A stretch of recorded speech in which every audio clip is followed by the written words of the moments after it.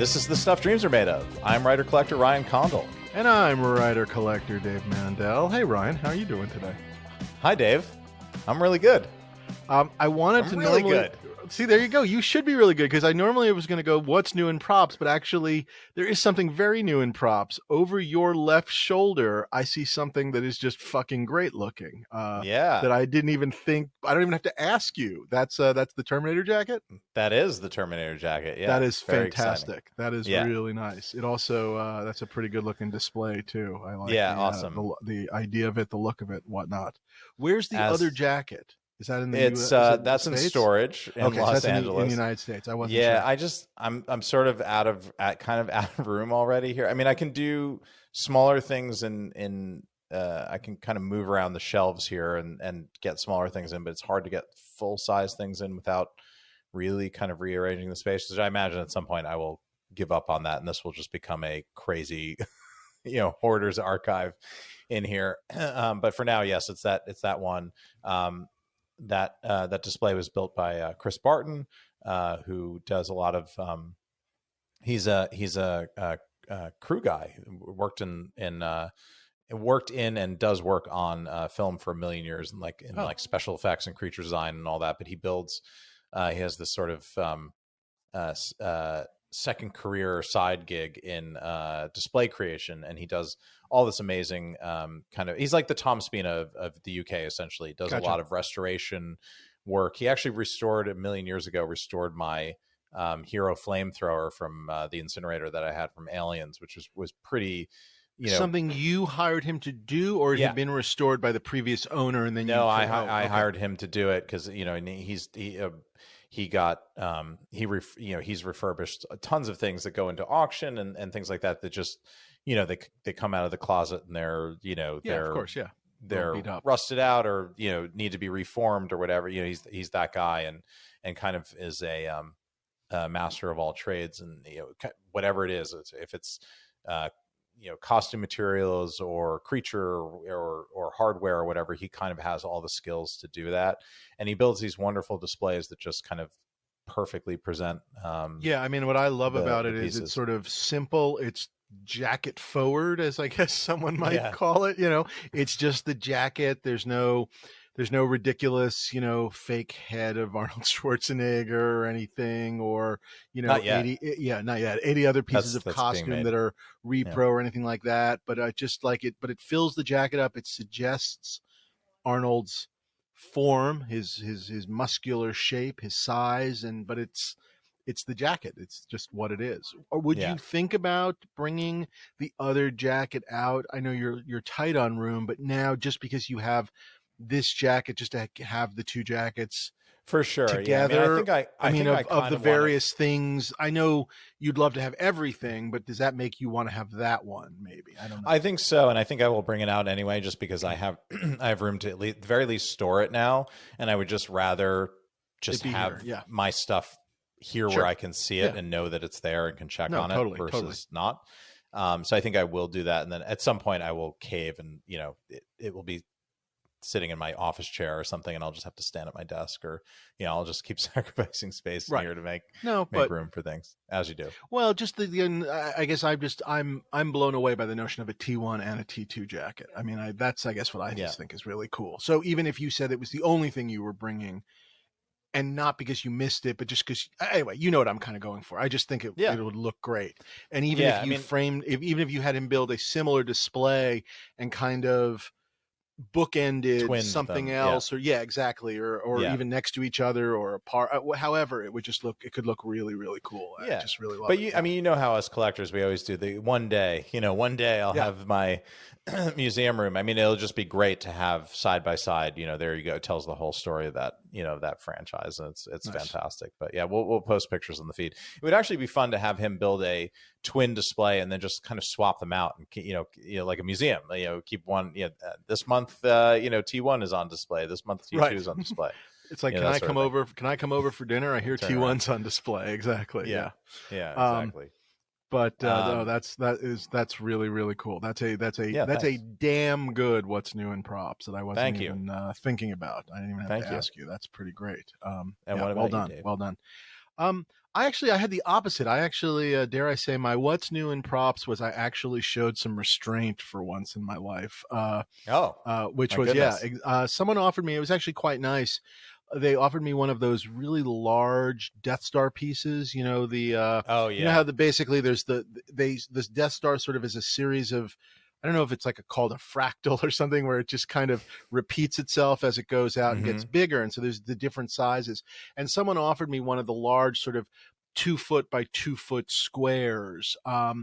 And it was great. It was wonderful, very fair price, and all good things. And obviously Star Wars and all the things that would, what's the word I'm looking for? Kind of maybe perhaps make it a bit of a no-brainer kind of a thing. But in actuality, it's something I actually have in my collection, not the, what's the word I'm looking for? Not the same design. There are different squares. So this is a different 2 foot version, which made me consider it. But at the end of the day, I have one, and I have been trying to sort of, at least on some level, not buy everything put in front of me just because it's Star Wars. So I considered that my what's new in props was restraint. So I was very proud of myself. That's really good. But do you have, I mean, you obviously have Death Star pieces. Do you have something? And I have a large 2 foot one. Yeah. Yeah. Okay. So I have you have something represented. I have and exactly the same piece, just slightly different. Yes. Would it have been an upgrade, or is it just a lateral kind Would not have even been an upgrade. I guess the best you could have said is it would have been sort of like, maybe like, oh, wouldn't it be nice to make like some end tables out of it, like cover it in glass and put it in your living room kind of a thing. And maybe, but it just like, that's the kind of like, am I ever really going to do that? Is it ever going to happen? Do I even, am I ever going to get my apartment fixed? Any of these things that just made it kind of go like, I'm not going to buy this 2 foot piece. I don't need it. So again, restraint and discipline. Yes. Yeah, I think discipline is an important part. The new me, yeah. And that's an important part of every collector's journey. I think it's like finding your line and walking it. And, I have to say, I know we did kind of a what's new in props. I had brought in something that I was going to talk about because it's sort of along the same line. It's, a story of me not buying something. Okay. And, but it's kind of in a totally different realm of collecting. And anybody that listens to the podcast knows, Dave is one of the great sort of original Mount Rushmore of original comic art collectors, and I was a big comic books fan. I mean, that was one of the early, I would say, post baseball cards. That was probably, I would say that was the first real thing that I collected, and I was a preteen, teenager, those sort of early years, as is usually everybody that gets into it. But that was the first time I actually was, cataloging and building runs and doing boarding and bagging and searching books out and all of that kind of stuff. And doing all, like going to shows and going to different, traveling with the family, finding the local comic shop, going to look at their back issues, doing all that stuff. I didn't really do that with baseball cards. It was more like just buying packs and trying to make the set from that year. I didn't go into the past and things like that, right. But this is a totally new thing. And so I grew up, loving comic books. And I've always been fascinated with original comic art. Again, it was another one of those things sort of like props that I didn't know existed until I met people like you. Of course, I was aware that the art existed. I just wasn't aware that it existed in the collector's sphere. Right. It took me forever. I mean, going way back whenever, I collected comics for years before I ever knew that comic art was something that even existed. I collected, I didn't really find my first piece till I was, I don't know, I'll say close to 25 years old, and had been collecting comic books at that point for 15 years with no idea that it even existed. It was never seen it, and in that form and what it was. Yeah. And I've told you this story before, so apologies, but I actually, my high school, I went to high school in suburban New Jersey, right outside of New York City. My high school offered a internship program for the seniors. Essentially, you could apply to like go out and work in a real business and industry.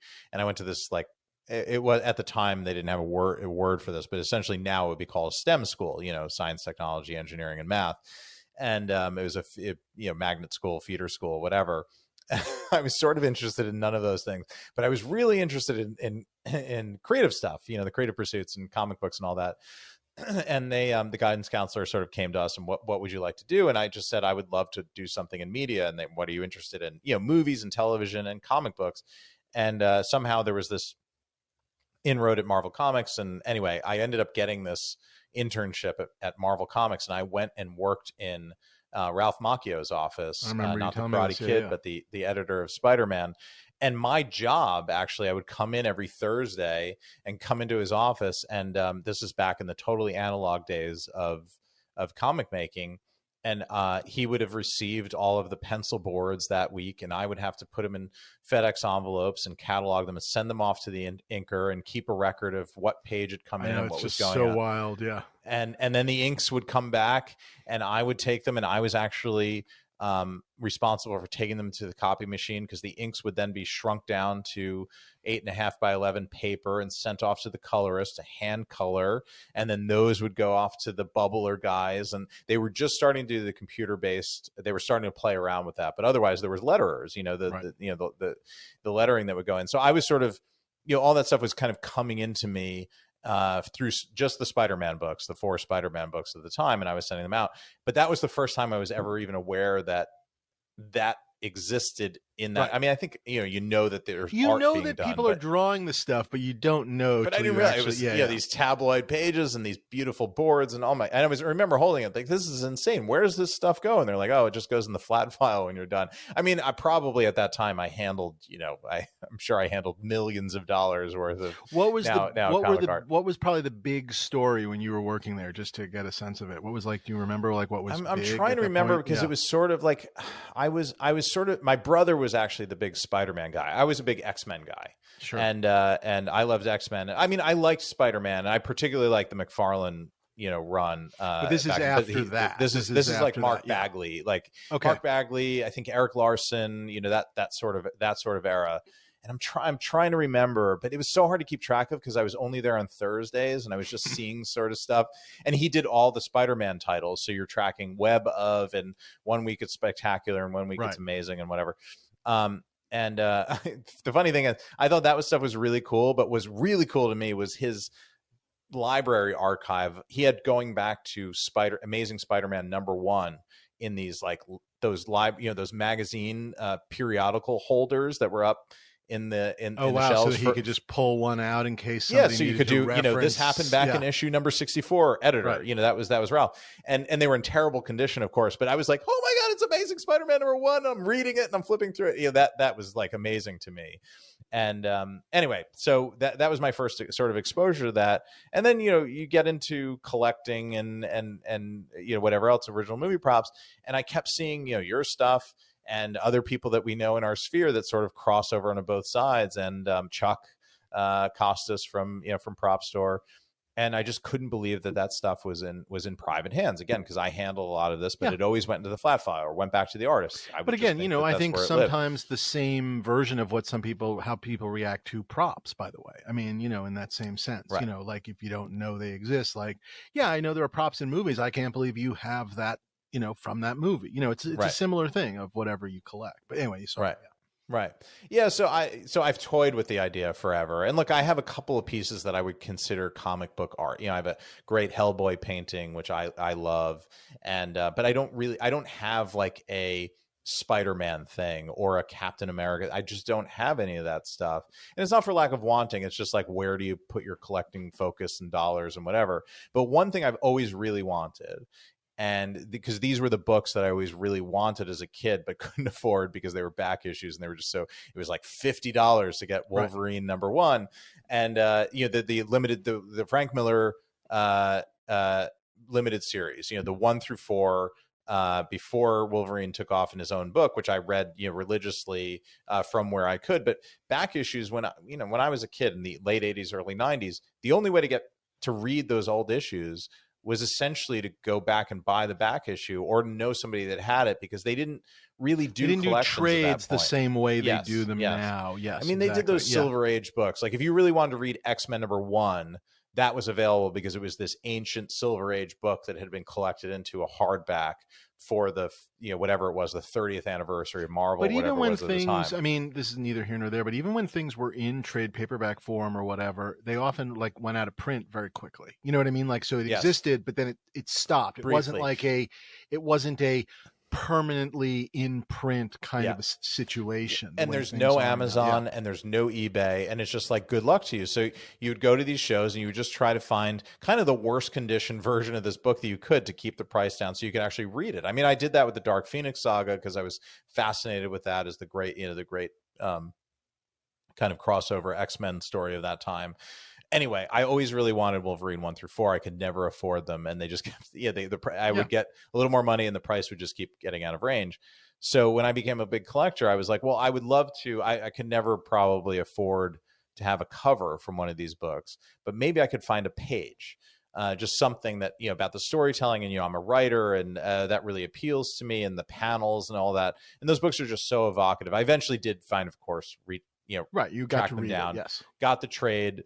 I never actually bought the original copies of the book, which I probably should do at some point just to say I have them. But read the story. It's wonderful. All the, Wolverine in Japan, all the pastiches of that all go back to that book. Him versus the Yakuza, the underworld, the samurai, all that stuff comes from those books, and they're great. And so recently this, really great page, really truly great page from that run came up in Heritage. And I always toyed with the idea. And I remember years ago, and I don't mean 10 years ago, I mean 3 years ago, a nice page came up. And I remember it was it had hit $20,000. And I was like, that's insane. It's an interior page. Even you guys were all like, that's insane. It's an interior page. I bought mine for hundreds of dollars. What's happening? So this nice page comes up. And I'm like, I'm a showrunner on a big show. I'm going to, kind of go for this thing.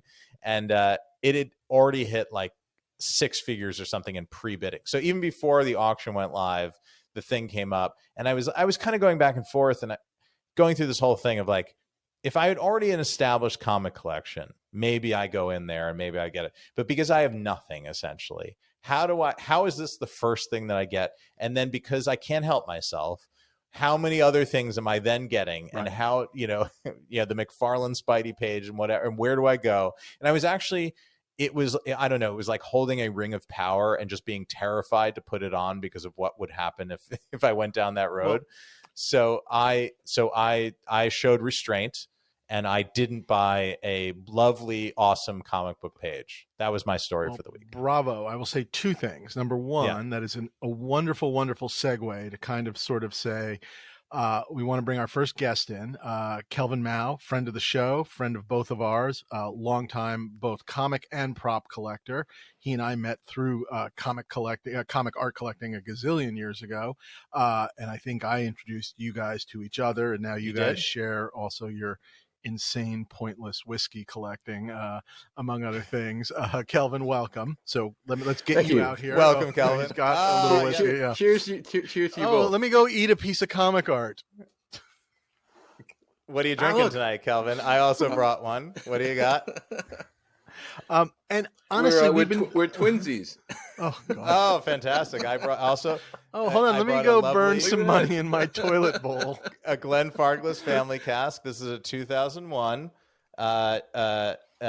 distilled in 2001, bottled in 2018. So this is a 17-year-old, and it's 56.9%, and it's absolutely lovely. What do you have there? 1996, also a family cask, 24-year-old. So was it bottled in 2021, I think. So not quite. Yeah, great. Oh, lovely. Just drinking and Dave comic just art and props. Mocks us relentlessly. Comic arts and props. Yeah. For just this, drink your comic art. Yeah. our kind of third side collection, but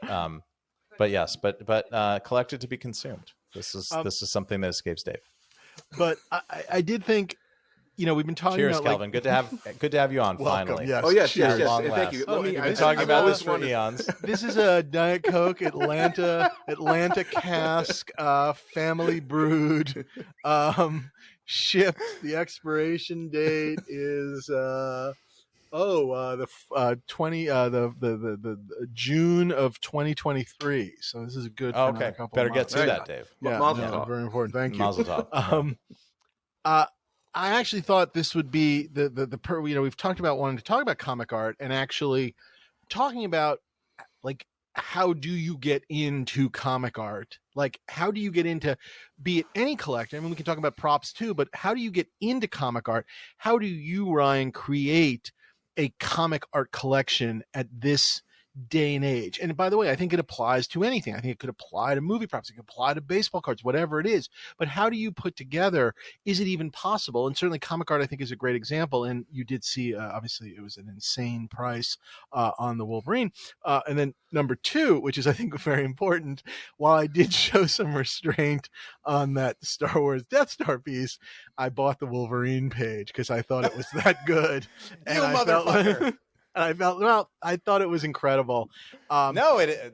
I thought it was one of the best interior pages I'd ever seen. And and while I oddly enough have a cover from the Wolverine, you do, which is I goddamn love. amazing. Yes. I am such a fan of that story and just always wanted a great one. And it was one of those ones that I just might be the page from that book I remember more than anything, except maybe the death of Shingen at the very end when he kills him. I mean, like honestly, I remember a bunch of pages in the book, but like probably as much as anything, that page, because it's the one of like, my claws cut deep, he cuts deep and I cut deeper.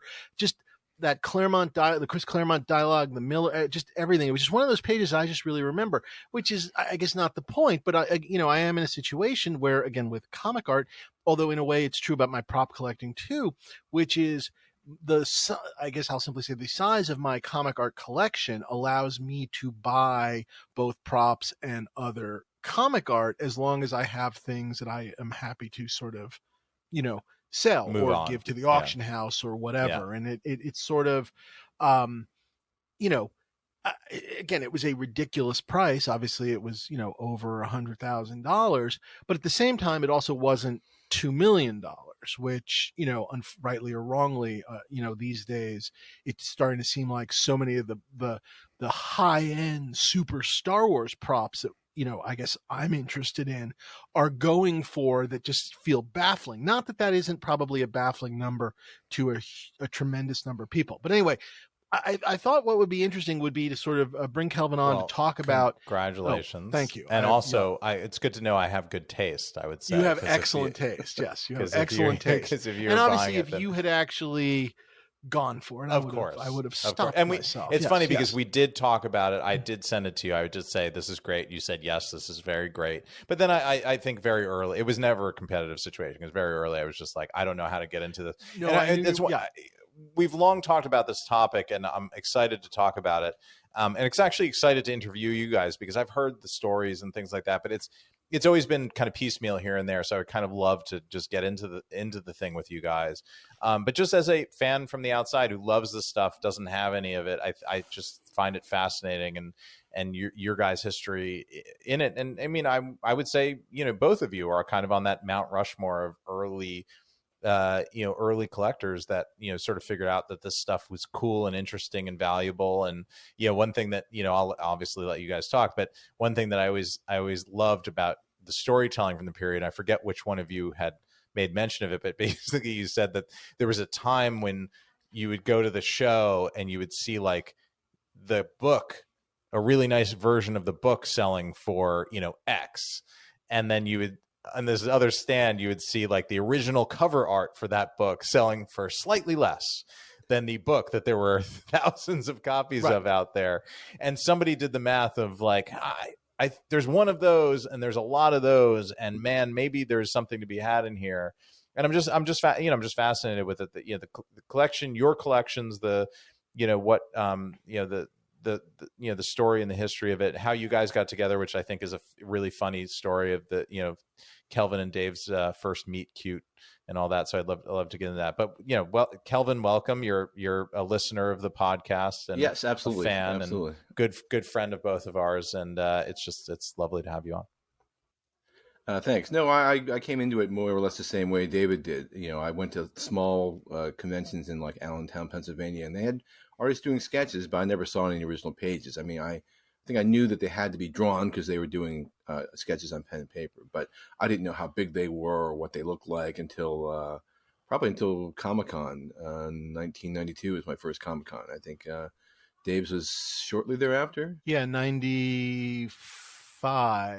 And that's really when I went to Comic-Con, was the first time I really saw comic art. Yeah, that was the first. I mean, it's possible maybe it was at shows that I was at, but I didn't see it, so, or didn't know to look for it, or on some level, at some point, I think I used to see artists sketching and stuff, and then maybe I saw art, but I just assumed it was more sketches. I didn't put two and two together that stuff was real, if that makes any sense. I went to comic conventions all over New Jersey and probably New York too, but I can't remember. I probably did, but I can't remember seeing anything. And also, my first experience was Comic-Con. Many at this point, in the mid 2000s. So many years later, you guys were already well established doing that. But so, did you both? Was that also where you bought your first piece of art? Was that at Comic-Con? It was for me. It was 93, I think it was. Okay, so okay, so soon thereafter. Okay, what was your first piece? It was actually from Pete Koch. Our buddy Pete Koch had 3 Mike Zeck Captain America pages from, I think, from the Deathlock issues, 286. Oh, so from that issue that you love, you're a big Deathlock fan, yeah. And so, but I think they were $35 or something like that, or maybe it was $25 to $35. And there was 3 of them, and I had to choose which one I was going to buy. Obviously, now it's like, why did you just buy them all? But I remember really having a hard time between 2 of them, and now I'm like, why? Just now you just did you haggle? I don't think it was so early on. I'm not really sure that I was at that point where I knew you could haggle. Maybe Pete gave me $5 off. I don't know. Maybe he looked at me and saw that I was having this crisis here. But I remember running back to Dan or whoever and one of our other friends and just being, look what I got, and that was sort of unfortunately the beginning of the end. But do you still have the page? Yes, I do still have the page. I have a lot of stuff, but if you collected as long as Dave and I have, like 30 years. A lot of stuff goes in and out. It's just sort of inevitable. I don't think of us as being people who sell a lot compared to other people, especially the guys now who always seem to be like really just strung out. Everything is just like, leveraged to the hilt, and they're doing 6 deals at once. I don't feel like we really we didn't do that early on. That's for sure. So. No, yeah. But I do think for me, when I look back, and I bought my first piece, it was a Matt Wagner, Legends of the Dark Knight Faces page that I bought from Matt, who was set up there, and I bought it, and I bought it because I love that storyline, and I was a Matt Wagner fan, and I couldn't believe that, like, I got to meet Matt Wagner. He signed it to me, and I got this page from this guy that I really liked, and it wasn't the best page in the story, far from it. I think he was pretty picked over at that point. But it's a story, it's with Two-Face and a bunch of circus freaks, and it had good circus freaks on it. And I just really remembered it, and I really liked it. And that's really what it was initially. I'll say 2 things, which is, one, obviously just, at that point, it was comic book collecting sort of, I don't know, like redheaded stepchild. Like, it wasn't... the smart money was not in comic art, I guess I'll simply say. It was, obviously books. And it was a mix of books had it seemed like had passed us by. Like, again, you were talking about not being able to afford Wolverine. It just seemed like books were beyond, like the big books it was already gone. And by the way, of course, relatively speaking, maybe we should have bought books back then. I don't know. But again, I just was buying things, I guess, that I really, really liked. And that was all I was really ultimately doing, was I really like these books, and I now have a page from it. But what I was going to say was, in the early days of collecting, and again, it's something, I think everybody does in the different fields, before I realized both to be a little choosier and also the realization of, there are other things out there, I remember being very interested in a Justice League from that sort of Keith Giffen, DeMantis, Kevin Maguire run, the sort of the comedy run. I always loved the late 80s. Yes, the late 80s. I always thought it was a great sort of run. And I bought early on, I would bump into pages and I would buy them because I was like, Eureka, I found a page. And then eventually sort of realized, if I just hold out and search, I might actually find the page I actually want, with either a line of dialogue I remember, or a moment, or my favorite cover, or whatever it was. So there was definitely, in those early days, more churn than perhaps nowadays, where I was definitely, in the first couple of years, I was buying things as I found them, and then later realized, oh, if I bought these 5 pages and then I found the one I wanted, and eventually got rid of those other 5, and then eventually realized in my collecting habits that I didn't need to buy those 5 on the journey to the one. I could just keep waiting, at least in a perfect world, till the one shows up. And that worked for a long time. I don't know if that works anymore. We all took a while to get our sea legs, right? There was always that period of getting your sea legs for any kind of collecting, right? It's any collector. You figure out your way in, and I always said I had the advantage, totally different field, but I had the advantage of being a replica, basically a high-end toy collector first. So I made all my mistakes there, most of my mistakes there. So by the time I came to this, I had sort of figured out, the way through it, and had this kind of, focused, kind of myopic sort of, myopic / disciplined approach since the very beginning. But it was because I, bumbled around replicas for 15 years before I ever got into this. And, am I collecting, limited editions, or am I collecting one-offs made by, individual artisans? And what is the thing, not what's worth something in the end, but like, what do I want to collect, and what kind of collector do I want to be? Dave, did you keep your first page? Yeah. Do you still have it? Okay. Oh yeah. Definitely. And is that because it's your first, or is it because of the page? A little bit of both, but maybe, in the grand scheme of that book, I've gotten better things, but I definitely kept that one anyway. I mean, I definitely, the memory of it being the first meant a lot to me, even though I then later on found better pages from that storyline, and even a cover, and then other things from other Matt Wagner stories that I like too. I have a nice little collection of Matt Wagner stuff, but no, I definitely at least was aware enough that it was my first page and it was a fond memory. There are other early pages that I got that are spectacular unto themselves, because, and Kelvin, this is true, I think, of your collection as well. And again, a little bit of being in the right place at the right time. Sure. Something like that. You were just talking about the Zek page, which, whatever, $35 back then. That storyline, the Deathlock storyline, Mike Zek, Captain America art, that's a beloved thing. I mean, that page probably now sells for a relatively, compared to the $35, probably a really solid number. And so early on, there were things that, because we were sort of, sort of children of the, I guess, born in the 70s, and sort of looking for the early 80s, mid 80s, late 70s comic art, where we were looking for that stuff. And if you were sort of a little bit ahead of the game, again, not because you thought it was like going to be worth something, but it was just sort of like, with like Frank Miller, I guess, perfect example. Kelvin has a killer page from Wolverine because he liked it and bought it back in the day. And forgetting about what it's worth now, at the time,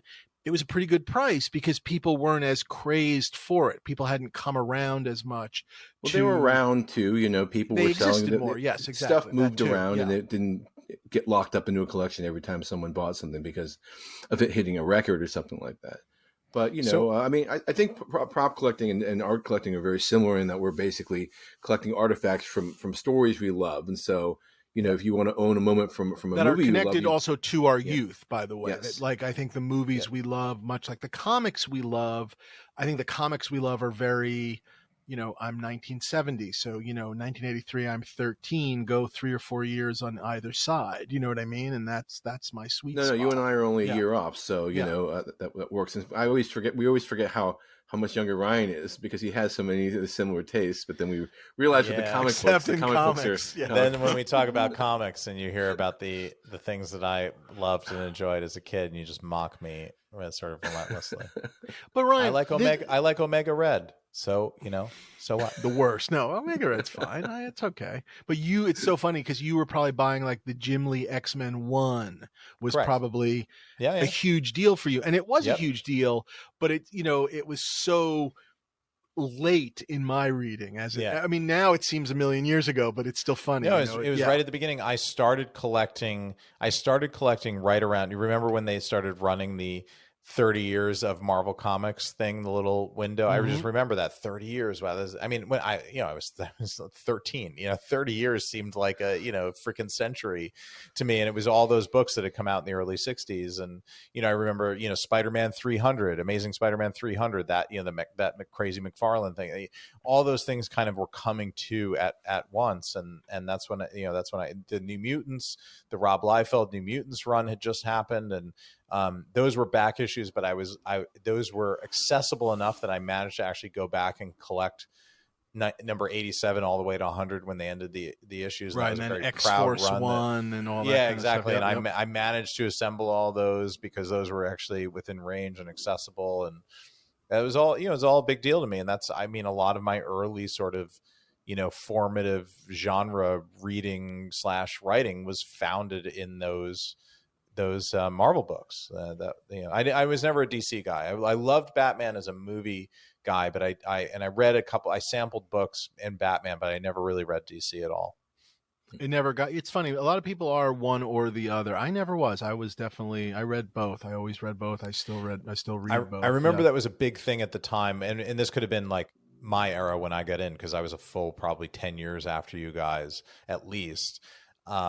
It was always a big thing. Are you Marvel or DC? It was like you had to almost like claim a color, and I was definitely a Marvel guy. I always felt like I would switch back and forth. When I was a kid, it was all DC, and then that stuff got less interesting, and then Marvel was doing something better, like in the early '80s with Art Adams and all the X-Men stuff, But then then I get bored of that, and then the DC will be doing something, like they'll be doing Sandman or Hellblazer or whatever, and then you sort of move back over and shift back. That's the way I would. And Dave has always read more comics from Ryan. Did you ever go and read any of the Alan Moore? Did you ever read the Alan Moore Swamp Thing run, like in reprints or anything like that? Definitely in reprints. I mean, I read all that stuff, but that was kind of later because I missed Watchmen. Yeah. So there was no. I think later, that book. Yeah. I think that was a collected book that I could have gotten around the time, but Watchmen was like what 85, 86, right? 86. Yeah, 86. In terms of publishing. Yeah. Okay. So I was. 86 I came in is the 1938 of comics, basically. Yeah. Yes. Okay. Yes. Yeah. It's Dark Knight and Watchmen. Yeah. Yeah. I got it. Yeah. And I in terms of movies, not in terms of living in Europe, right, Dave? And being a Jew in Poland. Okay, just because you said 1938, I was like, oh, he means movies. Okay. Because it's like 38, 39. But so I was aware of all that stuff, but I think the Watchmen was collected a few years later into the run, if I remember correctly, so you could go and actually read. But I also don't think I appreciated Watchmen until much later, because I didn't have the foundation of comic reading to understand Watchmen, the subversion. We're now going to get into like a thing of the movie too, which is part of the failure, I think, of the Watchmen movie. Is part of what made Watchmen so incredible in 1986 was, you have to imagine, I don't know if I'll take myself, that you'd been reading comics since you were like 8 years old. And so you had 8 years of comic sort of like, this is what a comic is supposed to be. And then something comes along and kind of deconstructs the entire thing, and you go, oh my God. But when you have no idea what a comic is, and on day one, you just read something and you go, oh my God, now it's deconstructing it. And I feel like sort of like that's part of why it never quite worked as a movie. The reinvention of it's lost upon people who don't know. Like it almost seems like now, and I know they've now made the Watchmen miniseries, which is its own thing, but that the actual original Watchmen, in a world where everybody is used to Marvel movies and whatnot, would actually make more sense to the world at this point, because they have the base. But it's actually funny because you guys will laugh, but my deconstruction experience, you guys will really laugh. My deconstruction experience, where I probably had something similar to your reaction, was reading the Ultimates. Well, I get that. Because I had left comics for a while. I'd sort of fallen out. I was into movies a bit, and I was working in advertising at the time, and this art director I worked with, named Eddie, was a big comics fan and was he was a graphic artist, but also liked to draw, and he was a big comics fan. And I was just like, I sort of fell out of it. And as we know, like the late '90s was sort of a rough time in Marvel, and they were kind of trying to find their way and doing a lot of zany things to try to sell books, and probably not focused on storytelling for pure storytelling's sake. And he handed me the Ultimates, and I read it, and it was like it was just this thing that this is what it would actually be like. And it's discovering the Avengers, and what would happen, and if they were actually a government program and all that. And I know it's a different thing, but I remember reading that, and that got me all back into comics. And then I went on this crazy run for years and years where I started reading other things, and that's where I found Red Sun and all this other stuff that started playing with that within the worlds that we knew. Anyway. No, I think that's very similar. I mean, look at if you look at the Marvel movies, like how they did Captain America, right, Dave? Like that's right out of the Ultimates, right? So, yeah, and Samuel Jackson. World War II my stuff. gosh, yeah. I mean, they're Nick Fury, used to be a completely different. That was thing. their idea. Yeah. So. No, I have no problem with that. I don't necessarily think it was. I think it was more a reinvention and a modernization, perhaps, than a deconstruction. But I'll give you that one. I'll give you that one. Yeah, but I think it's a bit of a deconstruction, because it to me it let a lot of the artifice of this is a comic book and it doesn't exist in our reality fall away. Nope, that's true. And it was this is what it would actually, if you can accept that there are guys in tights that go and fight it also crime. sort of began kind of digging into the things, almost dare I say, between the frames, like things that were maybe like not mentioned, not hinted at, not suggested, but that anybody would go, well, wait, how would that work? Yes, no, I'll go along yes, with and that. Darkness and all that. And I know Miller did that in Dark Knight and all that, but again, I didn't read those things because they were inaccessible. They were not, you could not. But again, if you were, them.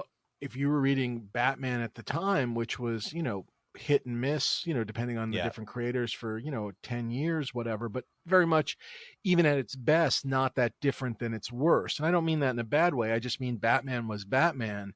And then all of a sudden you read Dark Knight, and it was like a punch in the face. I mean, it's hard to think of something like that. You have to sort of like, movie wise, it's like the first time you saw The Matrix, you know what I mean? Where you just truly went like, well, movies are going to be different now. And, like it was definitely out of left field at the time. It was a real revolutionary thing.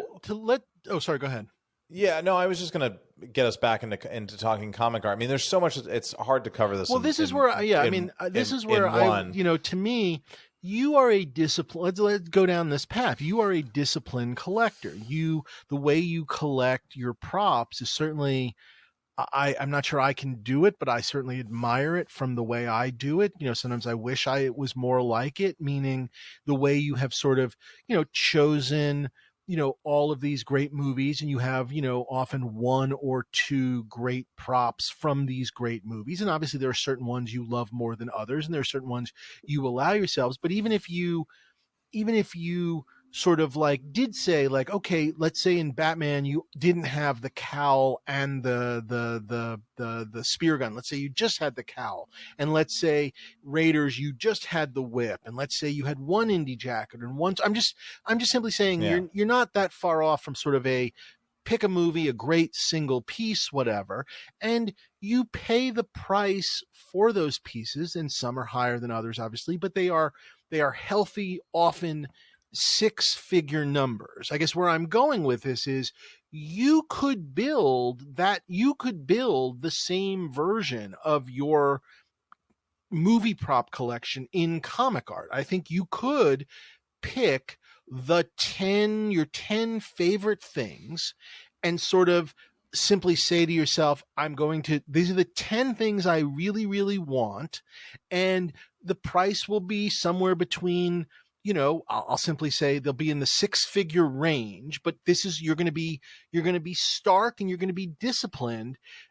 You could build that collection if you wanted to. And I guess it's what the interesting thing is if you wanted to. And I'm not saying it's a bad thing or one way or another. It is a thing of like, I think for anybody going into any of these sort of, unfortunately at this point, higher end. And again, like anything else, look, like the storyboard or the Xerox or the call sheet, there's newer art. There's stories you might have read that you liked where I could say to you, oh, you remember that story you liked? Hey, those, you can buy a page from that for like, $100.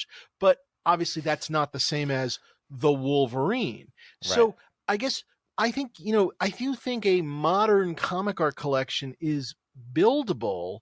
It's just a very different thing. I certainly, rightly or wrongly, I don't think you end up having the depth of a crazy collection the way Kelvin has, the way Lord knows I have. I just think it's a different thing. It's a different thing. Yeah. That's how it's probably a better way to go right now, Ryan. Actually, Dave and I have this conversation like about every 5 years. The prices get jump to another level, and I think that like we always marvel, how did somebody start today and try and do something, And I think the only way to do it is kind of the way you if otherwise you're just going to be meandering around while the prices keep going up. You had your shotgun phase of collecting with replicas, and then sort of graduated to screen use stuff, but you had your discipline in place at that point, whereas we were, because it was so inexpensive back then, right, Dave? You were buying covers for like maybe a couple $100. You could buy a Jim Lee cover for $400. I was looking the other day at like a Frank Miller Daredevil cover that I remember spending $2,000 on, and people being like, "What? That seems crazy." And of course, if I said to somebody right now, "Hey, who wants this Frank Miller Daredevil cover? I want to double my money to $4,000." I'd have 4,000 takers on that. That could be a game show right there of people beating each other up for this thing. So yeah, I guess that's my sort of frustration is I'm so disciplined that I have nothing, and the Hellboy's great. Yeah, and you sort of, but you spent, again, you didn't spend, it wasn't like there's probably Hellboy that would be more expensive, but it wasn't cheap. Again, if you were to identify, let's go with this. Okay. Let's build your dream comic art collection. Let's start with this. What's your dream comic art collection? So you've gotten a Hellboy, and you have a great Hellboy painting. It's one of Mike's sort of watercolors. It's gorgeous. Forgive me for not remembering what it was used for, but it's a gorgeous. He doesn't do a lot of them, so it's not. That's the thing. thing. It wasn't. So I consider it. That's why I consider it on the fringe of comic art, but it's not. It was just one of the paintings that he did for a charity or for something. It does not. No, it doesn't, and I love it as a standalone piece of art. But in my mind, what I would really love is a page from one of the early, the early Mike Mignola, Hellboy runs. An actual page with sadly, Dave has them all. Like, I'm not sure if he's breaking up the story. I know. But maybe this is just a podcast where I just start offering you guys money and I build my. That's right. But at the end, we're just closing up money. There are, look, okay, so let's put an early, like a Seeds of Destruction page on. Yeah. Let's make your list. What's your comic art list? Tell us what your dream stuff is, and let us talk you through it to some extent. I had no idea we were going to do this, but let's just try this. Neither did I. For sure, a Hellboy page. Okay, so like a nice early one, but again, just to be clear, it doesn't need to be a cover, doesn't need to be whatever, or would a cover be better? But you would just like a great story page with like good action and like 4 those panels, those wonderful blacks that Mignola puts on a page and all that. I'm actually gonna be a bit of a heretic here and say that if I'm gonna start collecting comic art, I actually want pages, because to me that is the storytelling of comic books. And of course I remember all those covers and everything, and it's an economic thing too, because the covers are so crazy. I think if it's going to be accessible, I'm going to be buying pages. So but I would love to have like a run of, but by the way, not to loop back around to where we started pages. But honestly, the reason I bought the Miller page, and I know I said a version of this, is while I have the cover and it's I have a wonderful, cover of Wolverine, what's the word, coming at you. It's the issue 2 cover. Yeah, him leaping at you. It is fantastic. It is, I don't know what to say. It's fantastic. Claws out, all Miller. Exactly. However, there was something about the page, the storytelling, the action, the words that I'd had one or two other interior pages in the past that I'd let go because they weren't that great. And at the time, I may have even let them go to get the cover. I used to do things like that. They were not, if I'd had this page, I never would have gotten rid of it, but I never had this page. I had pages. You know what I mean? This page to me was what I remember reading that issue. So, I mean, I get it. I totally understand it for all those reasons. Yeah. Yeah.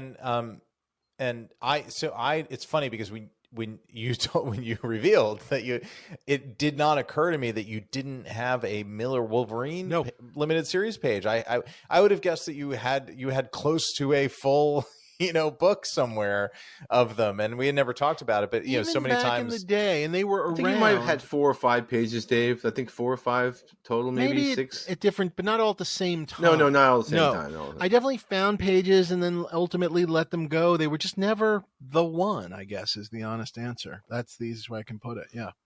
Yeah. So certainly a Miller Wolverine, limited series page, something in there, something cool. Definitely a Byrne Claremont X-Men something page, from that kind of. Do you have a favorite storyline? I mean, obviously Dark Phoenix is incredible, but like, what is that? Dark Phoenix is really great. I just loved it. I just ate it all up. I sort of loved all of it. And I think it would just, I think I would go to Dark Phoenix just because that was the one that I kind of, turned the page back to and bothered to collect the covers. I mean, I think still my favorite book that I've ever bought is the issue with, and forgive me because I've long forgotten the number because I can't keep all these things in my head, but the one with the kill board when Wolverine and Kitty Pryde are walking in front of the board. That's the Days of Future Past. Days of Future Past. Right. Yeah, there you go. So Days of Future Past. That's another one. So Dark Phoenix. That's one of Dave's favorites too. So that's my. At this point, as somebody who has. I have covers from the Byrne Austin run, Claremont Byrne Austin run. I have a lot of good pages. I have a lot of good pages from stories that I love, and I very much have told myself I'm done in terms of I'm pretty much done in terms of Byrne Austin art, except for Days of Future Past. Do you have any? I do. I have a wonderful splash page from. What would that be? From that would be 142, right? The second part. It's the second part of the story. So I have the splash to 142, which has Kitty in the middle, and on the right side it has sort of the modern current, the X-Men fighting the Brotherhood, but on the other side, on the sort of behind her on the other side, it has sort of the future. So it has both sort of. It's like a beautiful. Sort of all-encompassing where we are in the story at the moment. But is that cover out there? Is the cover, the one you're talking about, we believe is in the hands of Terry Austin, who is the inker, and so it's never been. He doesn't sell a lot of stuff, so there is a lot of the art wrapped up, presumably. But in theory, that will be out there at some point. Yeah, I guess one wonders someday. But where I was going with it is though that early part of the storyline.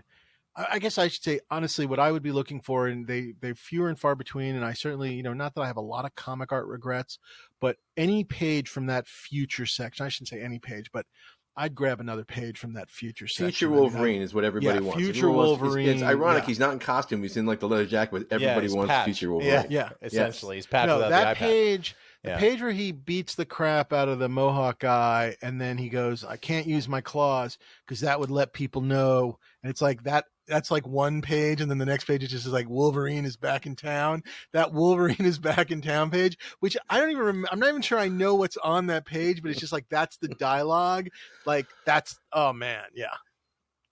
Is that out there? I've never seen that one. I feel like I've seen other stuff. So for all we know, who knows? Maybe more Terry Austin. Yeah. Yeah. So something from that, that sort of era, but really, honestly, anything. But you'd be happy with a great Byrne Austin page that you kind of remember one way or another. Yep. Yeah, exactly. And then definitely McFarlane's Spider-Man, you know, sort of anything in that, you know, him doing Spider-Man in that run with a villain, you know, a fight with a villain would be great, or really anything with Spider-Man in, you know, in costume. That's all out there, at least. That's definitely all out there. Yeah, those have been around, and definitely and this is a funny thing because I didn't really read the book. I just loved the character. I mean, I read the book kind of here and there, but a McFarlane Hulk when he did those Hulk runs, and there was actually a great cover that came up during COVID that I actually kind of regret not getting, because I feel like if I had bought that cover, it was a great McFarlane Hulk cover. It's the one with him smashing that robot from his Incredible Hulk run. It's right around, if I remember correctly, it's right around the issue, my favorite comic cover art of all time, which is the Wolverine claws with the reflection of Hulk in the claws. It's in that sort of, you know, longer McFarlane Peter David run. And I kind of regret not getting that because it seemed like a high price at the time, but now it was a totally reasonable price like 2 years ago for what it was. And then sort of more esoteric, I think I was a big Punisher fan back in the day. So I would love just kind of anything sort of from the era that I was reading Punisher, sort of late 80s, early 90s, you know, either. So you were reading his like solo Punisher book. story. Yeah. War Journal. War Journal. Okay, so War Journal was the Jim Lee stuff, right? So like early Jim Lee, that kind of stuff. Yeah. Okay. Yeah, and it would probably be the Jim Lee, because I just remember that, you know, that Punisher and him standing in the shadows and then seeing the skull and nothing else. Something great from that run.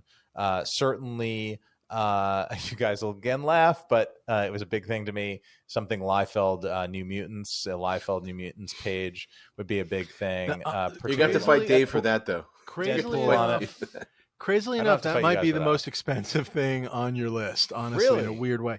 That, I mean, okay, as insane as, I don't know, like, I feel like as insane as like the Frank Miller Wolverine page or even like a Days of Future Past page, like those issues, like the first appearance of Cable, like aren't those prices like going like, aren't those like nutso, like people paying like hundreds of thousands of dollars for like pages with like an arm on it, like in a fist, like all that first appearance birther stuff. I don't know. But well, I'm not sure if he needs first appearance. Yeah, you're not arguing for the first appearance, but I mean, but a lot of those just pages, something from the 87 to 100 run of New Mutants, and preferably actually something with Deadpool, because I loved the original Deadpool character, who is you know, now much different than the one that it was just this, he was a grim, dark, evil. I mean, wisecracking definitely, but it was not the Deadpool that we now know.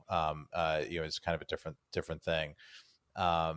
And then certainly a Jim Lee X-Men page from that, you know, the Rebirth, the X-Men Blue, X-Men Gold run, something from in there. I would actually love one of the pages of the Weapon X program when Wolverine. Oh, the Barry Smith stuff. Yep. That's great. Yeah, that's some great art. Yeah.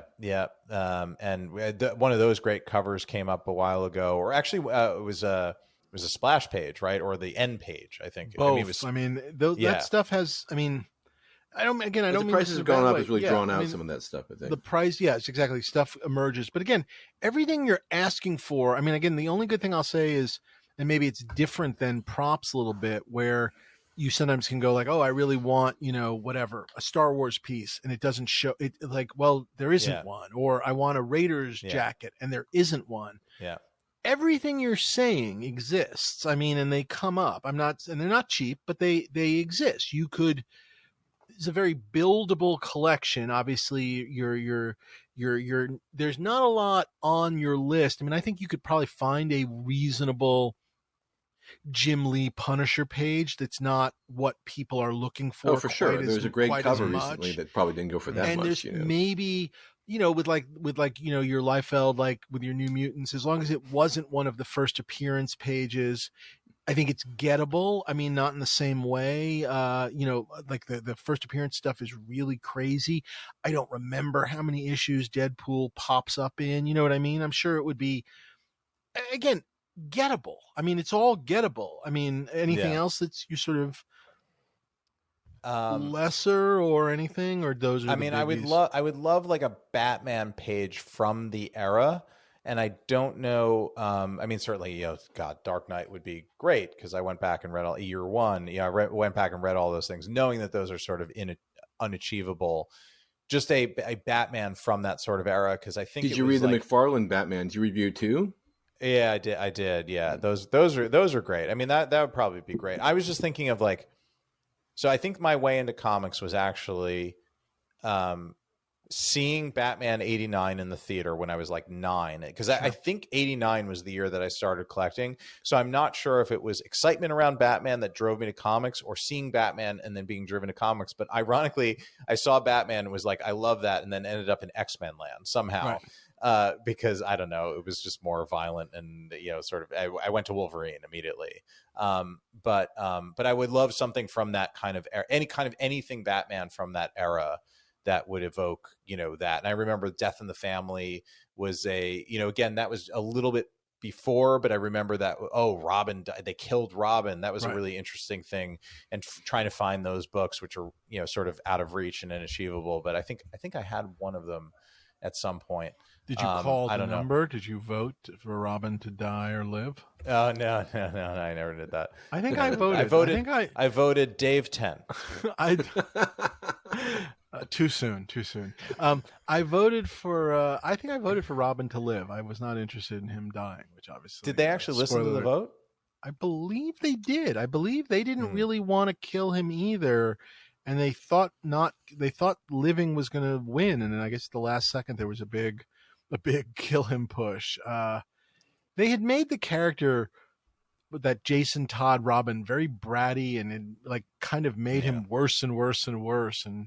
And I guess rightfully so. People were like, let's just kill him. They'll bring in another Robin. And then they sort of did. It took a while, but they it's not like they killed Robin and there was never a Robin again. It was just they waited a year and then they invented another kid and they made him sort of nicer. It was that part was a little strange, but yeah.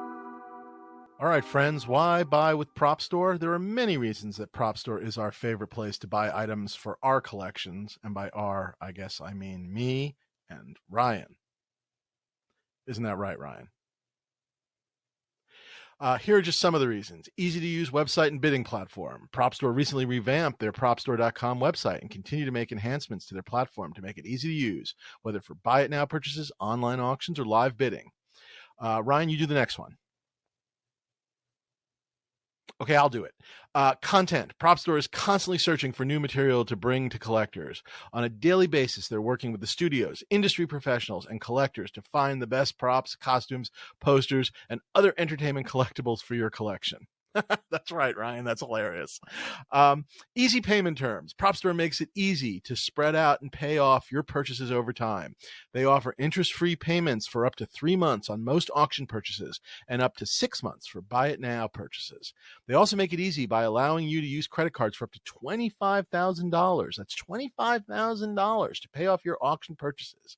And if you prefer to pay off new purchases by selling pieces from your collection, you can even consign high-quality pieces for cash advances to help pay your bill. Yeah, I know you've done that one, Ryan.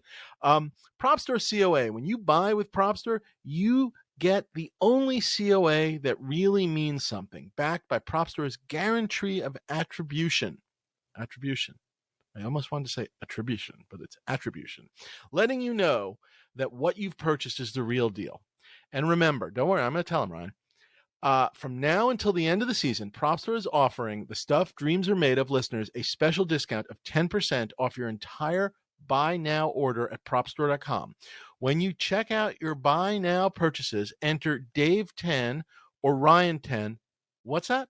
Oh, Ryan says, just use Dave10. Thank you, Ryan. That's very big of you. Just use Dave10 to get 10% off your buy now order and vote for your favorite Stuffed Dreams. That's very nice of you. Vote for your stuff. Thank you, Ryan. Your Stuffed Dreams Are Made Of podcast hosts at the same time. Please note this discount code is not valid for auction purchases or sale items. Just the buy it now items. That's right. You put the Dave10. Go to propstore.com and add an amazing piece to your collection today. Tell him, Ryan. And this one's, you guys are going to laugh. This is totally left field. Is it ambush bug? That's what I want to know. Is it ambush bug? No. I loved Darkhawk. Do you remember The hell is Darkhawk? Darkhawk? No. The what's his name? that a Marvel the Image UK? thing? No, No, it was. what's his name? This is a Marvel Jim book. Valentino. No, Yeah. that's Silver. Uh, I thought that was Silverhawk. No, am I losing my mind? Oh wait, Dark. You mean the when they the Ghost symbiote Rider suit. era, that kind of thing? Yeah. Yes. So Yeah, remember there was a crystal, and he would put it on, and he became Darkhawk, which was sort of a kind of Iron Man, Batman character. You don't remember this? This is No, like I remember the character, but I don't remember early what 90s. artist drew this And he thing. had the wings and the crazy sort of Iron Man helmet.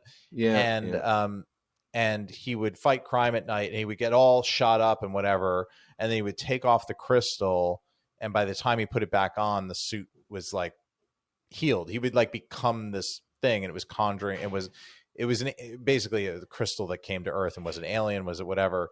And the reveal in the end was essentially, it was really cool. The reveal was that there was this like, it was an alien, and there was this like basically repeater ship that had all these, suits in Bacta tanks essentially on the ship, and then are all in various forms of healing and repair and whatever. So he would like put on the thing, and they would send one down to, it would become him essentially. And he was a kid. There was sort of a kind of Iron Man, sort of a Batman thing going on, sort of a Peter Parker speak. He was a younger kid. It was an amalgam of a bunch of things. I just loved the book. I loved the drawing of the character. He had a grappling claw, and he could fire this like, force blast out of the crystal in his chest. And, I have a feeling. I know this exists. I have a feeling. My most affordable page. I think you might be able to corner this market. It's possible. Yes. Yeah. I think this is, you cover can to make a one run coming in. your All way, the Darkhawk fans need to write in. I And, know tell that. me. I definitely know it existed. I'm the not picture saying in my it head didn't. of what it looked like. I'm looking it up as we It speak. came out right when David came out, when the Javier Saltair's Ghost Rider came out. When Ghost Rider 1 came out, it was right around the same time Darkhawk 1 came out. I remember There he is. There's a slew of books that came out in Created the by early Tom 90s. DeFalco and Mike Manley was the artist. There you go. Mike Manley. I have to Yeah, think yeah. this is available. I'm just gonna say I think it's available. I guess he became a new warrior later. Oh, but or guys, one of those look at that things. design. Yes, It's just New so Warrior. cool. New Warrior. And the claw and everything. Oh God, I gotta look it up. God, Don't you want to be Darkhawk? I never read this ever in my life. I just never. Hold on, I'm going into the. If you are a comic art fan and you don't know anything about March if you're 1991. interested- He has claws? Well, it's a grappling claw. It's like one claw that he could use to climb. His abilities include energy blast, energy shield, Stargate creation, teleportation, mysticism, night vision, claw cable, accelerated healing factor, superhuman speed, strength, reflexes, stamina, agility, senses, adaptive metamorphosis, size alteration, weapon formation. Well, the body switching thing is an interesting aspect, especially since it's a physical thing. It's not like the old Captain Marvel where he goes to another dimension or something. And it was one of those cool reveals. Like, if you remember during that era, that was the big, like, is Cable the son of Scott's, Cyclops, right, Scott Saunders? Cyclops' son from the future or whatever. Yeah, there was all these. What was the Weapon X program? What is Wolverine? How old is Wolverine? Remember all those mysteries that were going on. So with Darkhawk, the big question was always like, what's going on there? Because he would put it on. He would get fucked up, and then he would take the thing off, and then he would be fine the next night.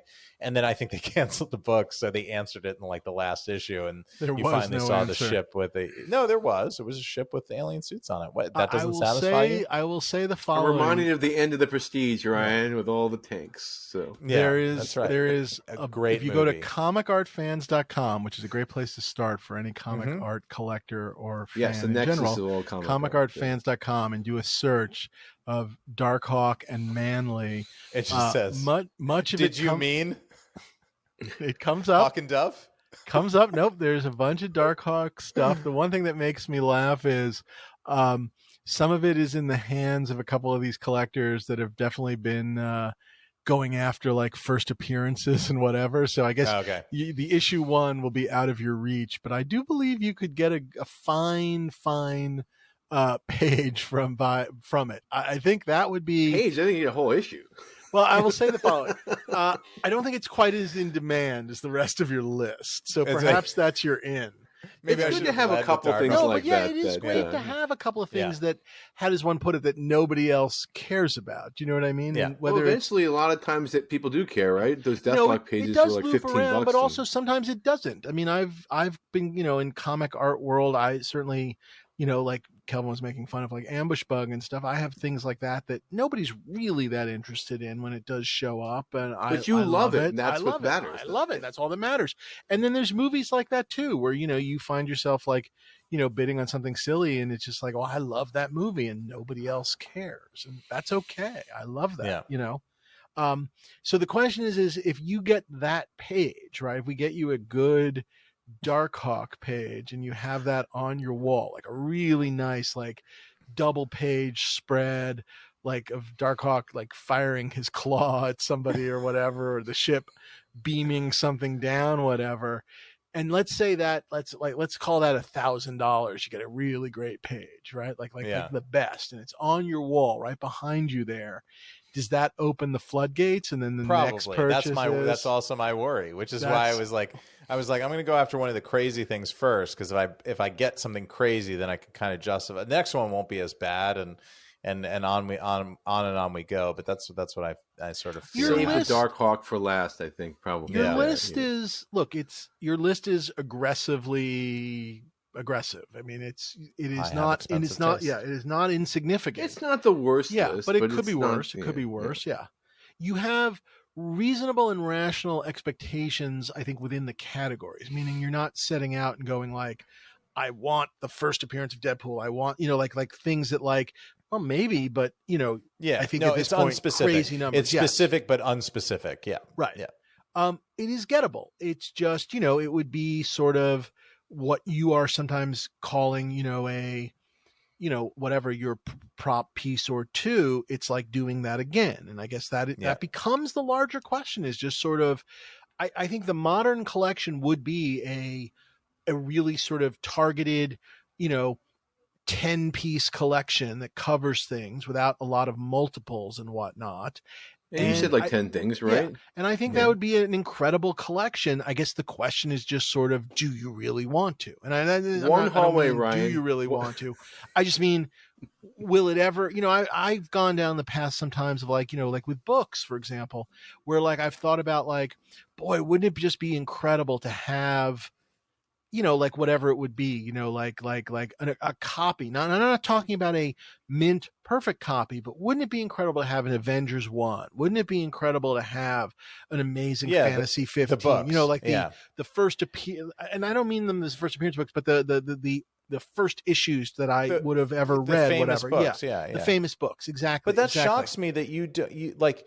I know we've had this conversation before. Having it again for the sake of the podcast, I can't believe that you don't have or never had an when I was Amazing a kid, 15. They were just too expensive. I mean, they were just totally ridiculously get that. expensive. But where you got to, and at some point though, it was always that like, I'm making up numbers. The books were probably, I don't know, like $100,000 or even certainly like high thousands, when comic art was 300 and 400. And it just didn't seem like, and again, in hindsight, I guess I wish I'd bought every copy of Amazing Fantasy 15 that I saw at Comic-Con in 1995. That would have been a fine investment. A fine investment. I'm not saying it isn't or wouldn't have been. Yeah. But I wouldn't mind having them, but at some point or another, and again, I guess I don't want to sound like too big an asshole here. I guess at any point I could buy one if I really, really wanted one. When I think about whatever that money is, I guess I'd rather have the Wolverine 1 page or a great Darkhawk page. Exactly. Or a Terminator 1 jacket. I mean, you know what I'm saying? Or Terminator 2 jacket, and I guess that's the answer, is you have to sort of, it's doable. It's not impossible. I don't think you could necessarily recreate my collection. I mean, nor probably would you want to, by the way. You know what I mean? Like mine, I was just going through my collection. An apartment first. Yeah, I was going through my collection the other day for the first time in a long time, because I'm finally, now that I'm done, trying to get the apartment in order. And some of that in order is, among millions of other things, is fixing up my my inventory lists and updating my insurance, and then I'm going to have to move the art probably into some storage and all this nonsense. But it caused me to go through every one of I honestly went through my entire collection, more or less. There were a couple of things where I know what's in that's an entire issue and I know what that is. But anything that was sort of unto itself, where it was like, if I had a book just labeled like DC Miscellaneous, I went through that book and I looked at everything. And I did a combination of, I pulled out 20 like lesser sort of things, some of which, by the way, I'm going to use to cover the Wolverine page, that I'll never even notice are gone. I mean, which is kind of crazy, but it did make me, as I went through it, I went, oh man, do you have anything on my list to sell me, Dave? No, I don't. Actually, I might have one thing. We'll talk. Okay. Yeah. But, do you have a Weapon X page? Did you ever have a Weapon X, or you never cared? It's I feel like funny. you never cared. I didn't care as much. I didn't care as much, and I never had it. I have a Barry Windsor Smith. I have a complete Barry Windsor Smith X-Men story with Wolverine, X-Men 205. Oh, and wow. Oh, it's cool. obviously it's not Weapons X. Yeah. But I don't. It's kind of a precursor in terms of the artist. The artist did that. It's the same style. Right around the same period. It's the same style. And I think his art is just fucking it's gorgeous. fantastic. It's gorgeous. The Weapons X story to me was always not quite what I wanted it to be. I don't know. It's gorgeous. 205 is a great self-contained story, though. That's like a great, you get it all in one thing, So I would much rather have that. That actually, is I think that very it's no Wolverine. Darkhawk. It's no Darkhawk. That is true. But I don't know. I guess I always had some sort of sort of great nerdy sentences. I was always bothered on some level that Weapons X was not written by Chris Claremont. That it was sort of that it was like Barry Windsor Smith, and then they kind of forced it into the continuity in some strange way. And I don't know. I always sort of wondered well, what would Chris Claremont have done? Shouldn't Chris Claremont have been the one to do it? Anyway, that's me. Very diehard Chris Claremont. So wherever that fits. As am I. I mean, I bought all of his Willow books when I was a kid. Kudos. Kudos. I read all those things. Yeah. Does anyone remember one line of dialogue from Weapon X? That's the question, right? It's great because of Barry Windsor Smith's art, but do you remember one great line of dialogue from that story? I feel like there were two things in that book that made me crazy, which existential was screaming from Wolverine. Yeah. Yep, exactly. No, I was just saying, one was they had a bald professor in that book that wasn't Professor X. That made me insane. That just seemed like, was there no one just to say to him, hey, could you just put some hair on that guy, or just give him a slightly different look? That's just real. I'm sorry, that's just real, Dave. There are a lot of bald men in the world. There are a lot of bald, evil men scientists in the world. But I do feel like if you look back on that book, it's a tremendous number of issues of this, which is every issue is he locked down? Yes, he's locked down. There's no way the Weapons X can escape. Oh my God, he's escaped. Hit the alert button. Close the things on him. And then next issue, well, I think we've got him this time. He's fine. Oh my God, he's escaped again. That's how I remember that book. And you can tell me if I'm wrong. But well, hopefully this podcast is crashing the market for Weapon X pages, because exactly. Gorgeous art. But so art. I just want to. I mean, thank you for. Let's loop back around. So I'm going to find you this Darkhawk page, and then that's going to make me. That's going to be very enjoyable. No, we will find you. Yeah, no, we're going to find Kelvin's Kelvin's going to be the one to find it, and I'm going to take the credit. So that's how it's really going to work. That's sort of his and my relationship. We have a sort of very special rapport going on. The Robin to your Batman. But should we kill Kelvin? Call in now. What do we have to do to get you to buy a Byrne Austin X-Men page? If I find you a great page for $75,000, are you in? Are you going to hold it up, Dave? Are you going to hold it up now? Like this one? No. For instance. Yeah. No, but you're getting at? Again, I guess, would another Wolverine page do it for you, or does that number frighten you off? That was a little too high. I think, for me, I think it would, and kudos to the, I now imagine underbidder, because I imagine that was not you in the pre-bidding, Dave. But no. but when I refresh, I saw the page come up, and I was like, "This is fantastic." I texted Kelvin. I was like, "I'm in. this is mine. It's going to be mine. And then like one day I just refreshed and it went from 15 to 92 grand and it just sat there. And I was like, okay, I'm not even going to watch the auction on the auction day. Hey, I texted Dave after it was over and said, "Oh, I guess you didn't win." Yeah. And I went, well, actually, no, but I do wonder. I always think it's a little bit like the prop world too, which is all of those people bidding to like 92,000 or whatever it was at before the bidding officially started. The live bidding started. I'm guessing none of them were involved in the live bidding. I could be wrong, but it just seems like, I don't know. I never place a bid. I mean, I mark things, whatever, but I don't either, but I mean, I have to, like, I would guess that in the sub 50 range, knowing that page is going to do great, but like you put a $92,000 bid on that, like you've got to be able to honor that. I mean, that's a record. That's a record X. What the last page? What that was the record before? Kevin? That would have been the record before, right? By multiples. I could be wrong. Yeah. I do think we have entered the world of like internet sort of, I don't know, fame or something, where people put a bid going like, well, at least I'll be the high bidder for a day or two. I have no intention of winning it. I know, a sort of strange, dangerous game. TikTok is the end of us, I have heard people doing that. They know it's going to go high, and they have it for 50. They just want to be able to say like, I was in on it for a bit. I was a bidder. Yeah. Yeah. But yes, to answer your question, I mean, I think if the right thing came along, like at that price, it would have to be a price that I think I would have to, I couldn't toe into the water at the top of the market, which is why I think I need to get off the Wolverine page and come back to it. I think I need to go get something else first and get in there and hold it and own it and love it and whatever. And the props thing needs to slow down. I mean, honestly, I guess that's the other thing is, I think you have to think of it as, if you get it, is that your prop buy for the year? Yeah, I'm not going to hold you to that. I just mean, is that how you have to think a little bit about it? That's a part of it. Honestly, I keep, I was talking to the prop store guys this weekend, and it's like, I love my collection. I'm really proud of it. And I keep going, good luck to you. Find something that's going to, get me up out of my seat or, move, get my heart rate up. And they keep doing it. I mean, honestly, good for them. They find something every auction. So it almost seems like we need to, like, if you think about like the LA auction will be probably in June? Is that June? June, like end of June. Yeah. So it almost seems sort of like, so that catalog would come out probably like, maybe we would know what's in it like in like May, I guess, right? Sometime. We kind of May. Right.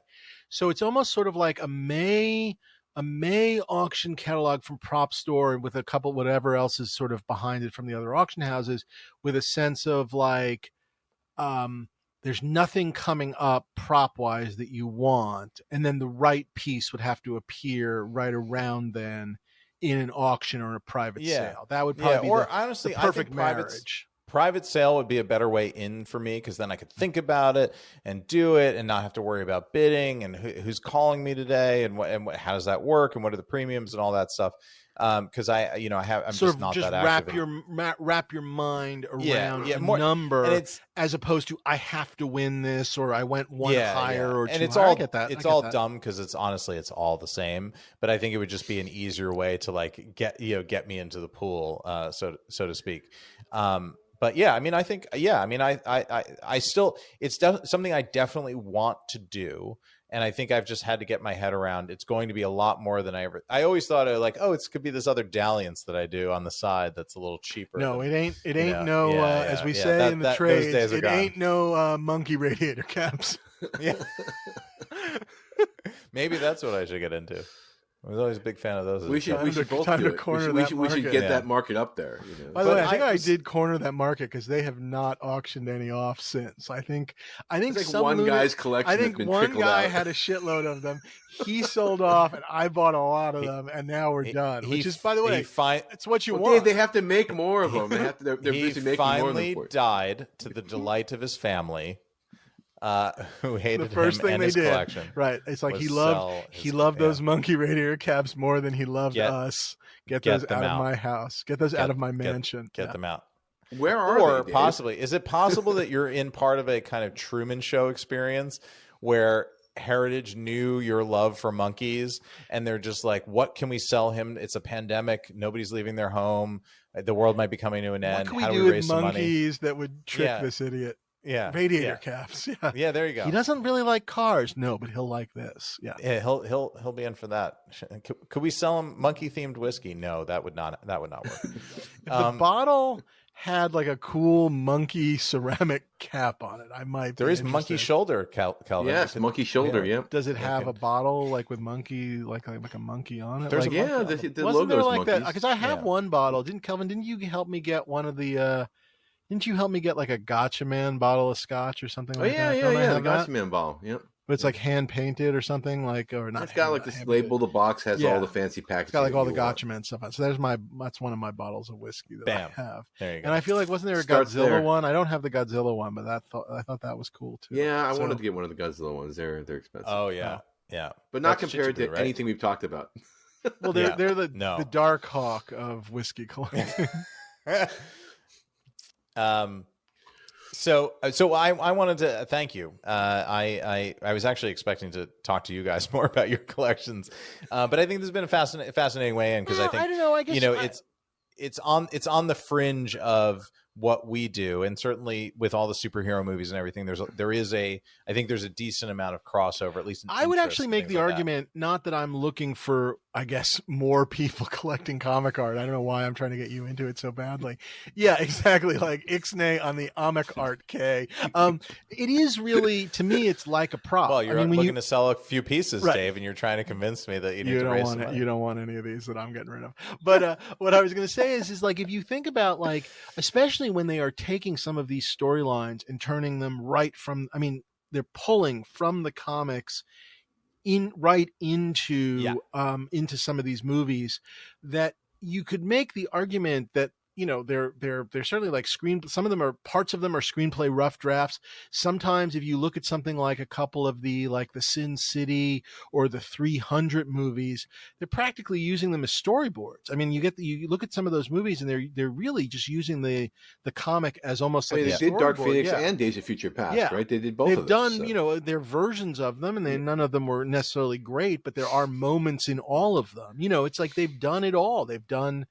They made a Daredevil movie and they killed Elektra. I mean, again, it wasn't the way anyone wanted it, but where I'm going with it is, I do believe certainly comic art is as connected to prop collecting in some ways as, like, the storyboards and any of those other things, that are part of the sort of movie, I don't know, ephemera. I think it's certainly there's a more valid connection there than perhaps if we were sitting here talking about football cards, I guess is where, I think so. I mean, you can actually show, own a moment, by the way, just a teaser for next week's show. We're going to be talking all about football cards. This is a season that's not about movie props at all. Yeah. So I was just going to ask you guys, I mean, you've been doing this forever. Talk about you have these incredible, both of you have these incredible collections, which I realize, I only know the sort of tip of the iceberg of, because I feel like the wall pieces. Correct. Yeah, and things you've talked about and all that.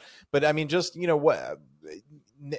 both of you talk about some favorite pieces from your collection and when you got them, and what they meant to you and all that. I think I just think the collector audience would love to hear that. Kelvin, how about you? What is your favorite piece of comic art? I don't know that we've ever talked about this. It's a tough one. I mean, there definitely been things that I searched for a long time to find. I have a very old cover from like a World War II cover, of Shazam, Captain Marvel fighting the Nazis and punching a German tank through the air, and that was something that I'd always wanted, because when I was a little kid, and Dave had this experience too.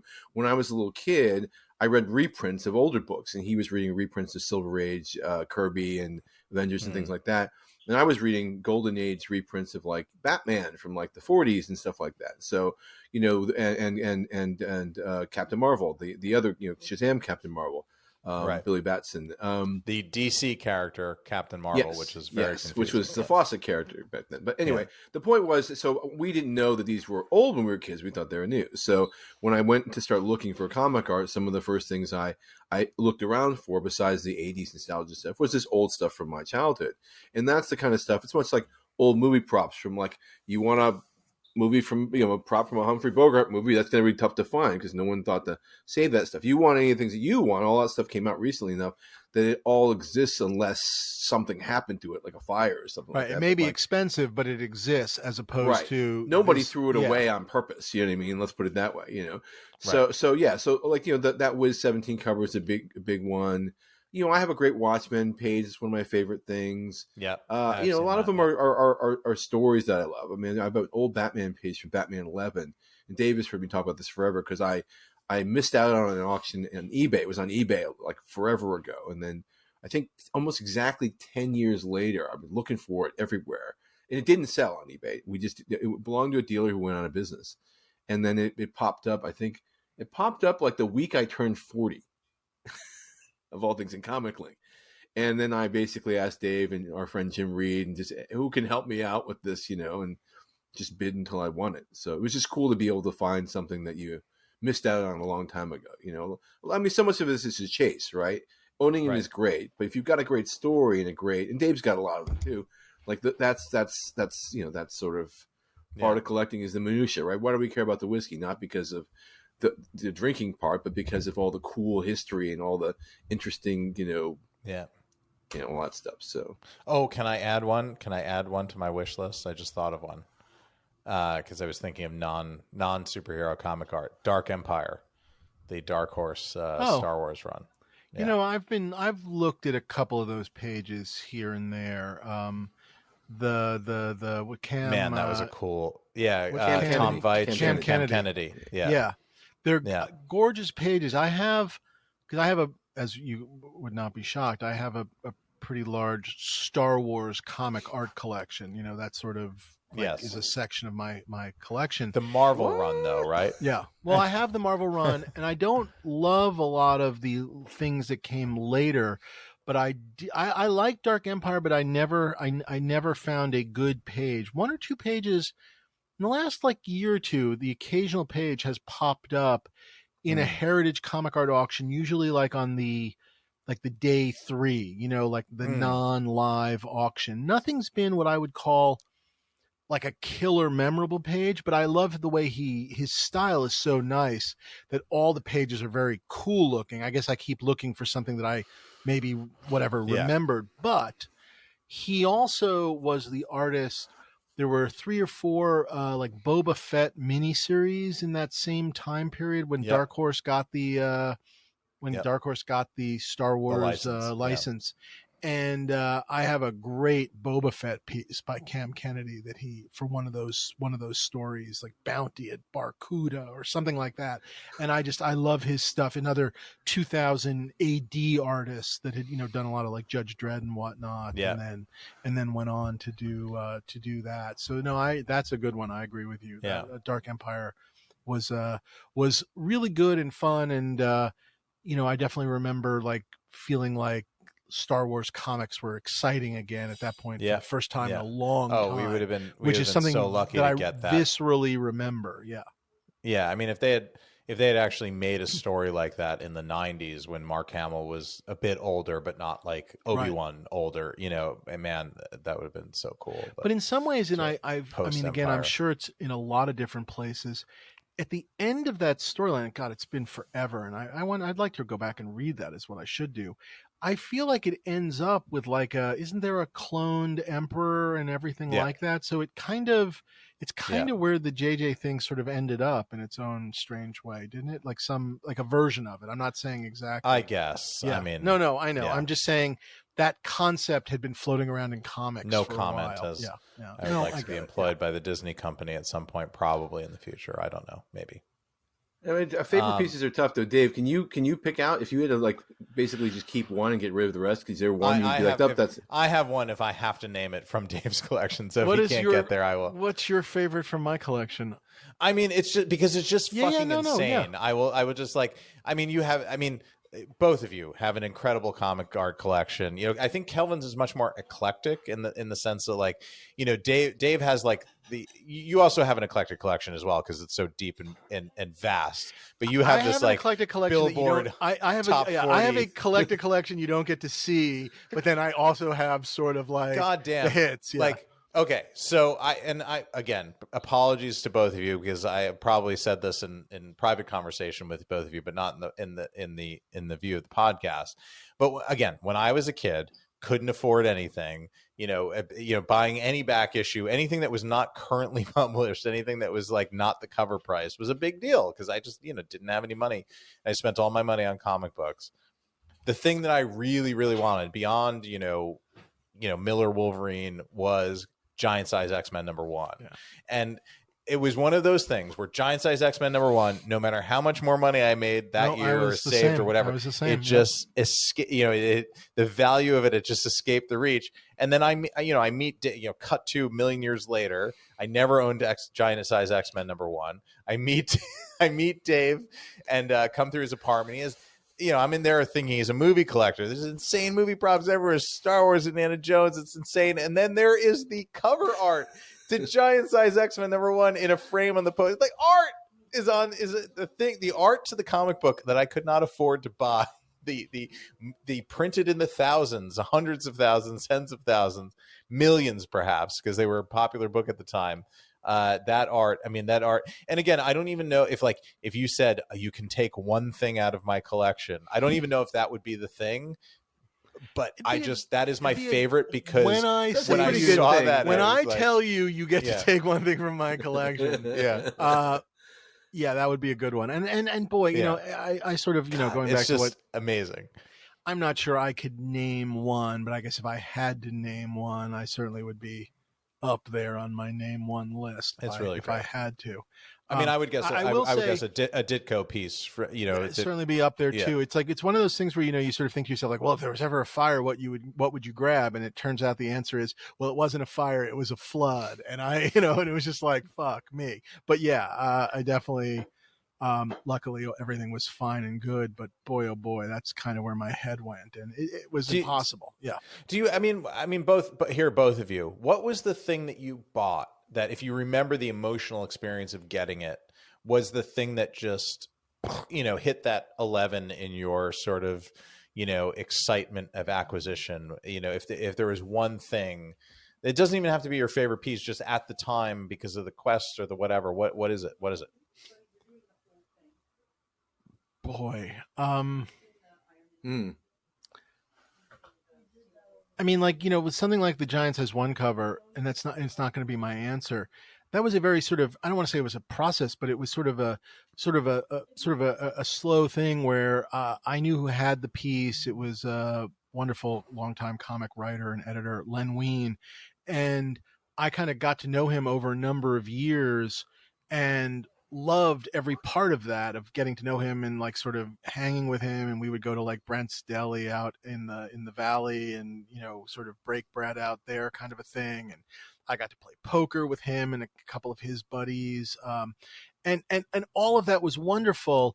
And eventually one day he decided to sell it to me, and that was great. And it was incredible, but I'm not sure it was because it wasn't like, oh my God, here's this. Oh my God, I can't explain it. Like, it was insane, but it was so sort of slow and gradual in a very lovely way that it wasn't like, if that makes any sense. Mm-hmm. There was a deal I did, and I did it. I've told this story elsewhere, whatever, I know what it is. Which one are you going for? It's got to be the Mancuda deal of 19. No, that's a crazy deal. That was just its own thing. I know. I was going to go for. I did a deal with a guy, a longtime collector of like Frank Miller art, where basically I bought him out of everything. And that included the Death of Elektra cover, the 181 cover. And was that the Wolverine cover as well? No, not the Wolverine cover. But we did the exchange like in like a parking lot, like behind a Ralph's down in San Diego. And it was nuts. And it was perfectly on the up and up, but there was just something about it, like, of just like the amount and the stuff and the Miller of it all, but also the parking lot that just like, that was like, like, I can't explain it. Like, it was like, yeah, I don't know. It felt like some otherworldly comic art drug deal. I don't know if that was the full on answer, because I'm not sure that's what got me hooked, but that was just sort of like, there were a couple of like hilarious experiences. I remember like the first time I also did like a really large deal where I did like my first like I guess 6-figure deal, which Kelvin, you were there, and it was on. It turned out, and I wrote the check. It was on April Fool's Day, and I wrote my first. We got there the night before, but we got there. We got there March 31st, but the deal finished, or whatever, however many days March has. But the deal finished on April 1st, and when I went to write the check, and it was like April Fool's, and I'd never, you could write a check that large. You know what I mean? Like it just like, and it was just like, and I like handed a check over and took art with me, and it was just like, this is insane. And what was the art? Oh, it's this crazy pile that it was a big pile of stuff. Yeah, to this day though, I still have it. It was like the Fantastic Four 50, was it 59 cover? 52 or 59? Yeah, 59. No, I think you're right. Yeah, with all the FF and also Black Bolt on it. I mean, just one of the all-time great Kirby Sinnott covers. Like if you thought of like what a Kirby cover should look like, this is what a Kirby cover should look like. And it was like that. The Steranko, right? The Steranko cap. Steranko cap, 111 cover. The the Ditko Spidey 10 splash with the Vulture. Oh wow! Spidey Ditko pre-hero. I mean, it was this giant deal, and it was just like, and there was 2 complete Ditko pre-hero stories. I thought it was just one pre-hero story, but maybe just one. But the point being is, it was this insane deal. And this was also a Comic-Con? No, this was it was at a guy's house. In LA, yeah. And all of these pieces, every one of those pieces that I just named, are still in my collection and will most likely be there till the day, whatever. It took like 4 hours to do this deal. You look pretty smart, I imagine, for that investment. I guess so, but again, it wasn't about the investment. I mean, I guess if it were about the investment, you'd get rid of it, but it was just like justified. Yeah. But it was like that was when it felt like, I guess maybe more than anything, that one felt like my collecting went from, I don't know, something to something more serious. Not that I wasn't serious about it, but all of a sudden adding things like Kirby and Ditko on this sort of, I don't know. It just felt like, I don't know what the word is. Like, it's not like I professionalized it, but like, I don't know. It went from, it became more of a museum it went into this other thing. I don't know. Well, that deal, I mean, the art from that deal, yeah, that art from that deal could have been one person's entire collection, and you would have thought it was incredible. That literally could have been like, someone like you, Ryan. Yeah, it could have been like one guy's like 10-piece collection, and it would have been. Yeah, if you sort of said like, that's it, like that's my instant collection, but also I'm also done at the same time, I could have been okay. You know what I mean? I would have been all right with that concept. Like that was all pretty good. I guess I would have still needed an X-Men or a Miller, but pretty good. Yeah. But I guess it was definitely like, it felt like collection changing, I don't know, directional changing. I don't know. I'm not sure what any of this means, but it was a milestone for sure. We all have those. When you first buy your first $1,000 page, there's a seal that's broken. And then from then on, it's somehow easier, and then 10 and then whatever. That's just, and then whatever. And I'm sure Ryan gets that too, right? Once you hit that, well, no, you can remember. Yeah. You remember. I did it more the props, first time. I guess. Yeah. But it was that thing of like, well, I spent $1,000. Oh my God, I spent 10. Oh my God, I spent 20. I know. I mean, I had to go. I went to, I guess it was better for me because I came, even with props, I had to come in on a certain level, but yeah, I mean, you go through that. But whatever those early levels were, I'm sure, like the rest of us, it's like, I'll never do this again. This will be the one time and it'll be fine and good. Yeah. But this is a special case and never, and then here we are. I don't think I ever even told myself. You don't even pretended? Like, you didn't even pretend for 5 minutes? Okay. Here we go. Every April 1st, Dave gets out his checkbook, and gets ready. Somewhere I have that canceled. That's a great check. story. That's a great story. What about you? The timing was good. The timing was good. Dave's got a lot more like crazy stories like that, but I mean, when you said, when you get something, emotional it's an exciting response deal. Yes. So, God, this is forever ago. It was like the millennium. Don't ask me why these things always pop up on like landmark days, but I think it was like New Year's Day 2000. I think, and I'd always wanted to watch in Las Vegas. Yep, there you go. And so lucky you and lucky me, but I always wanted a Watchmen page, but I was holding out for one page. I don't know why I did this. I always wanted just one page, so I passed on every page, waiting for the one page. You were literally hoping you would find the one page, which issue 11, page 24 seemed nuts in its in hindsight. Just and in 12 issues of, and so I would look at old catalogs. I think Dave helped me. He found like an old Donnelly Brothers catalog that had a list of no pictures, just a list of stuff. And back then, you need to have the comics. You need some description because, they could say issue whatever and page whatever, but it might not be right. It might not be the one you're thinking of. Right, because they could say page 20. It could be labeled page 20, but appeared in the book as page 14 or vice versa. I mean, there was definitely. You didn't always know, but because of advertising, there was the story order, and then there was the issue order and stuff. So it pops up on New Year's Day on eBay, and because I'd asked everybody if anyone had ever seen this page, a lot of people knew about it. So it was Dave helped me out, but a lot of people backed out. It's one of those things that doesn't happen anymore. Like dealers that I knew, I was friends with Albert, people like that, they all basically said, we won't bid against you. Wow. And I remember when it ended thinking how much I was going to have to spend. And I think it was a record at the time, right, Dave? But it could have been so much worse. Right, I mean, it really could have and should have been. Yeah. I think the record before this page was. I won't say how much the page was because it'll make everyone feel bad. But I think the page the record page before that was $2,500, and it was about 6 months before. It was that guy. What was that guy's name, Dave? We never saw him again. He bought the Dr. Manhattan page in the when he appears for the first time in that cafeteria scene where he sort of appears in the he's air. floating over everything. Yeah. Yes. And that had sold for $2,500 within 6 months or so. So I think it was in the fall, and then this was New Year's Day. So and this obviously it was the exact page that you had been seeking. It was the exact page. Wow. Okay. And I don't know what I was thinking looking back on it. Was I picking that page so that I never had to worry about it? Because who the hell's ever going to find this thing? And then when it happens, you're just But that was definitely a rush where I just couldn't believe it. You know what I mean?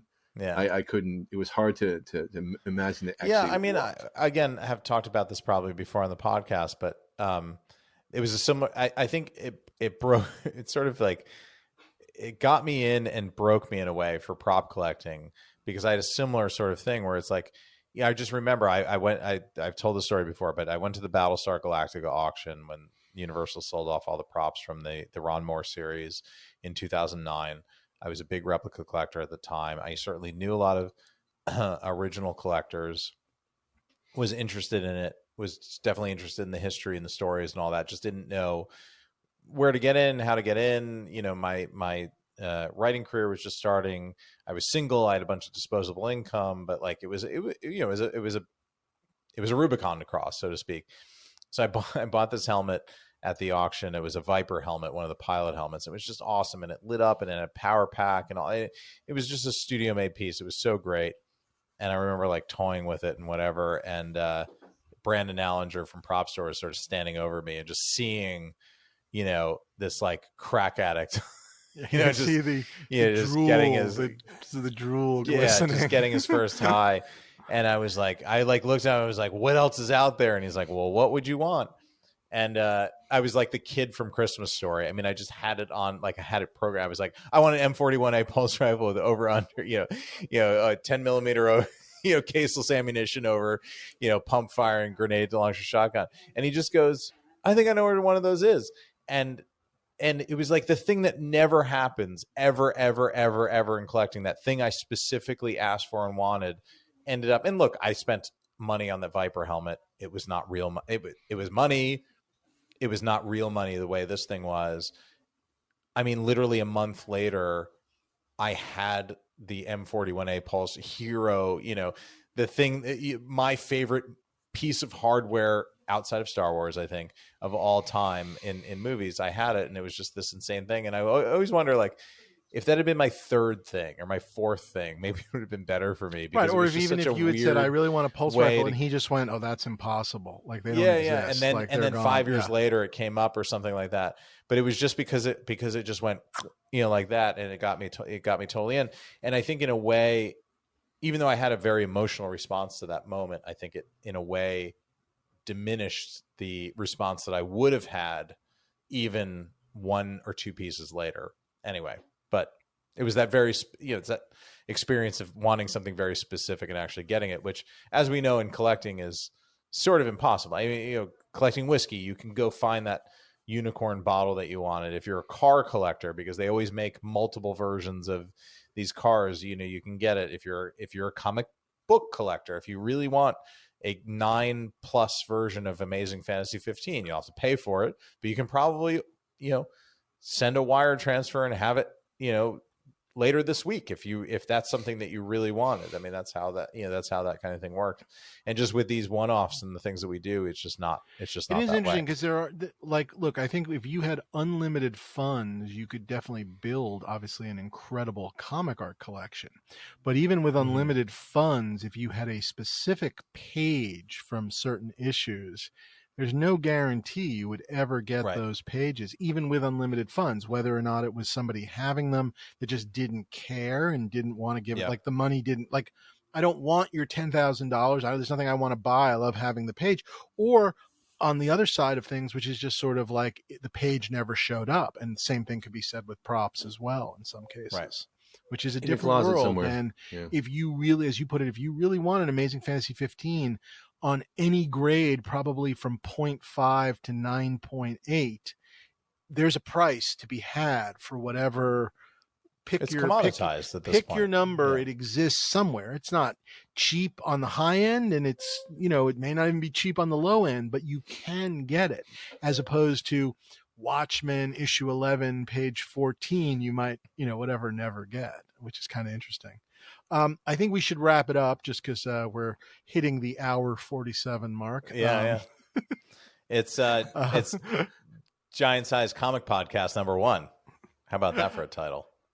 What do we play the game for comic art? Do we play the game for a movie that's connected to a comic book movie? Because Kelvin, you do collect props. We didn't really talk about any of your prop collecting, but we do. Yeah, but not like you guys. Props. Although there were a couple things like in past podcasts where I'm like, you guys are talking about stuff. I'm like, I have that, So yeah. There you go. There you go. Was there a movie about comic books, maybe, as opposed to a comic book hero movie? Unbreakable. They have yet to make the Cavalier and Clay movie, but one day we'll talk about props from that. Yeah. By the way, I heard through a reliable source that the Chabon family, the Chabon household, is a huge fan of House of the Dragon. And have that makes so much more sense when you started to say that sentence, and I thought, is he going to say they're a huge fan of this podcast? I was like, that's insane. And then luckily, never heard of it. Nope, never, no idea, ever. No. But I was actually wondering, is there some kind of reason, connection, fringe to have? Well, maybe if he's a big enough fan that he could be tricked into this. Beyond. Well, he's obviously a comic art guy. I think he's got comic art. I think he has some stuff, and I think he does collect stuff. So we could maybe make the intro and maybe a future podcast. This could be really good.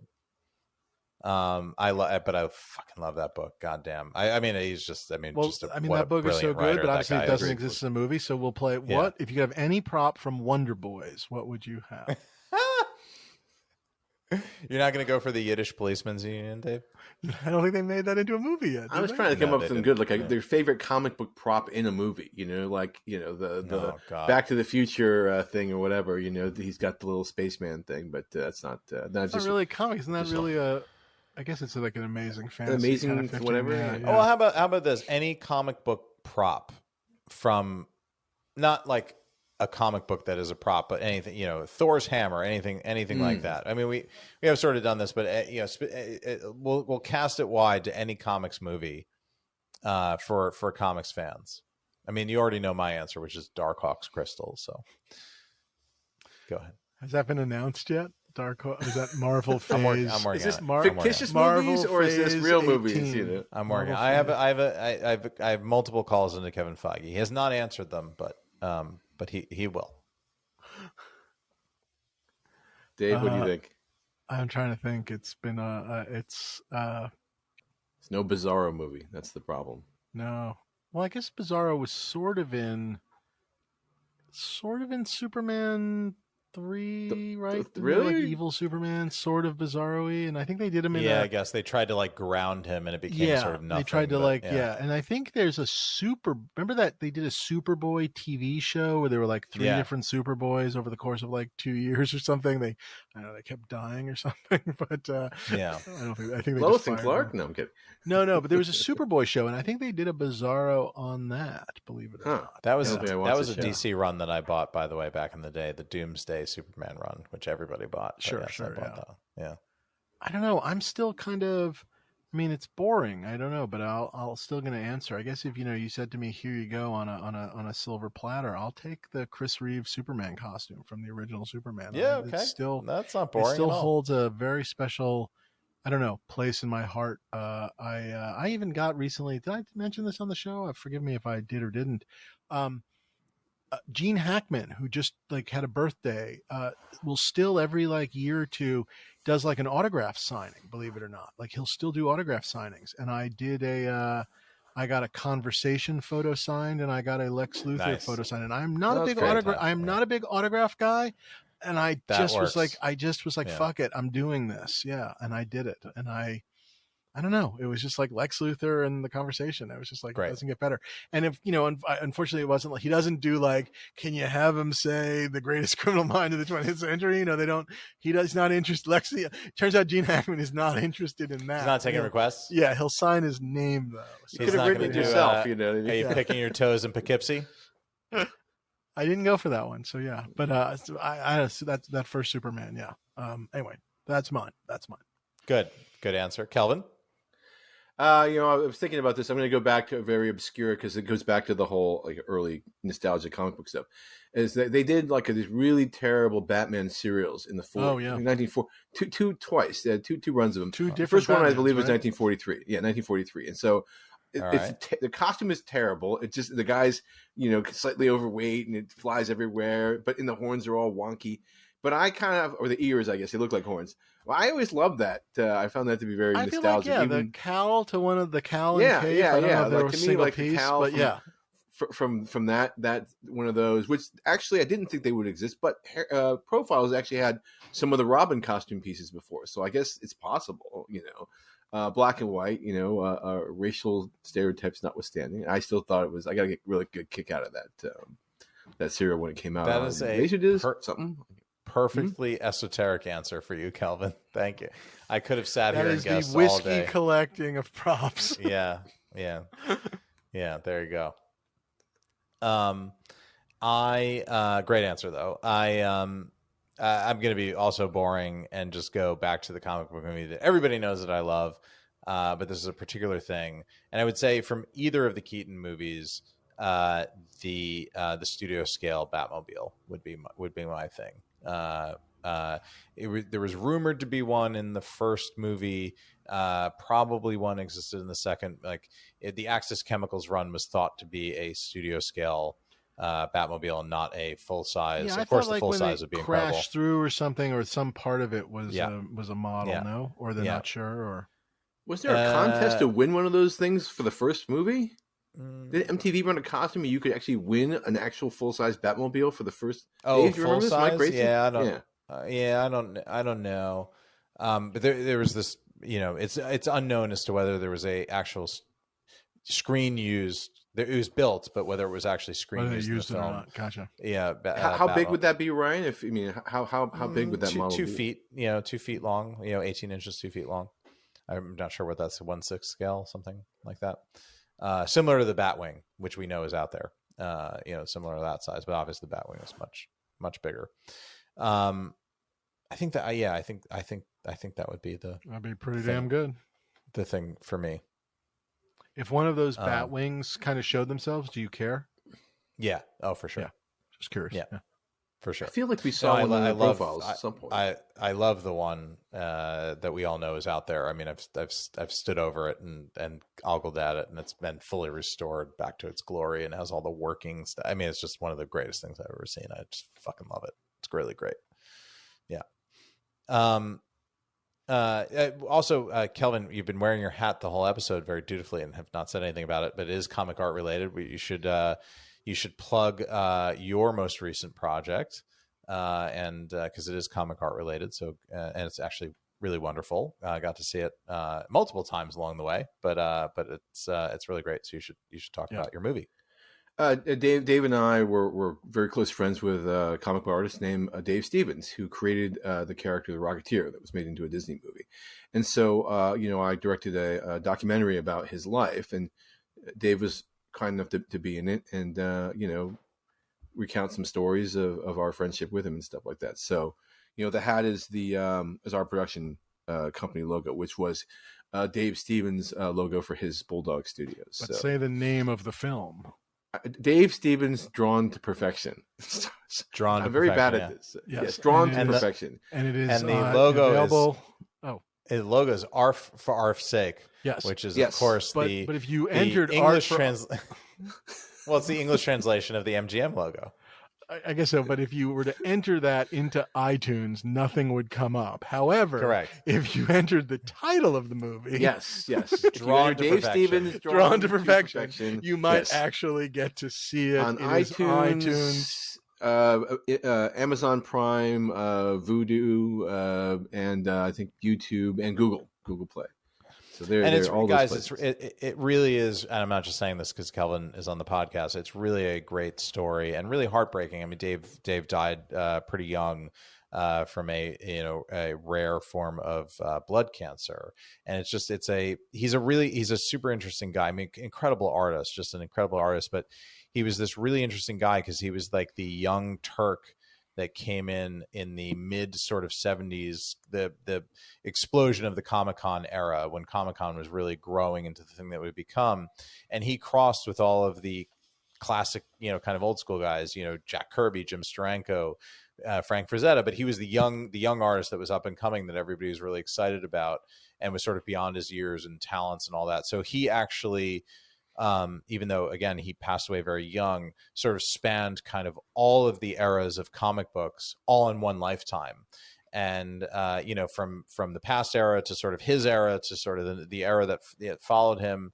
And it's a fascinating walk through that story. It's a history of the Rocketeer. It's just a great, really emotionally moving story. And you get to hear from a lot of really great artists who knew and were friends with and worked with and loved Dave that tell his story. So it's a great way into all of that. So you should go and don't rent it, but buy it on your favorite movie platform. And it's really killer. Really well, he revived Betty Page, and also he worked in the movies. He worked, he storyboarded Raiders of the Lost Ark and the Michael Jackson Thriller video for John Landis. So he did a lot of. But it's a hell of a movie, Kelvin. Well done, congratulations. Thank you very much. Really, really good. All righty. What else are we supposed to us. say? That's it. Yeah, we'll tight 2 hours. Yeah, but this it's okay. This is giant size comic art episode number 1. We would have done this anyway. This was just a night at the condo, right? This is just us chatting. Minus the flood. Minus the flood. Plus Ryan being sucked into another very expensive hobby overnight. So we'll see. Just been dangling on the edge this whole time. You've just been ready to fall in. I think we I have a feeling that at some point in the next 48 hours, I'm going to open my inbox and find a really exciting John Byrne X-Men page. Really exciting Mike Manley Darkhawk splash. I'll take that too. I mean that I'm in for. Whatever that costs, I'm in that for. I'm going to get you, regardless if you ever buy anything else on your list. I'm going to find you that. Good. That's gonna Very good. Darkhawk is really good, guys. You should check it out. I'm not sure they've collected that. Once a year on the anniversary of this podcast, he's going to send you. You're going to just receive this page in the mail. It's going to be like a Throw the Dragon tattoo. Instead of a dried flower, you're going to get like a Darkhawk page every year. Yeah, good.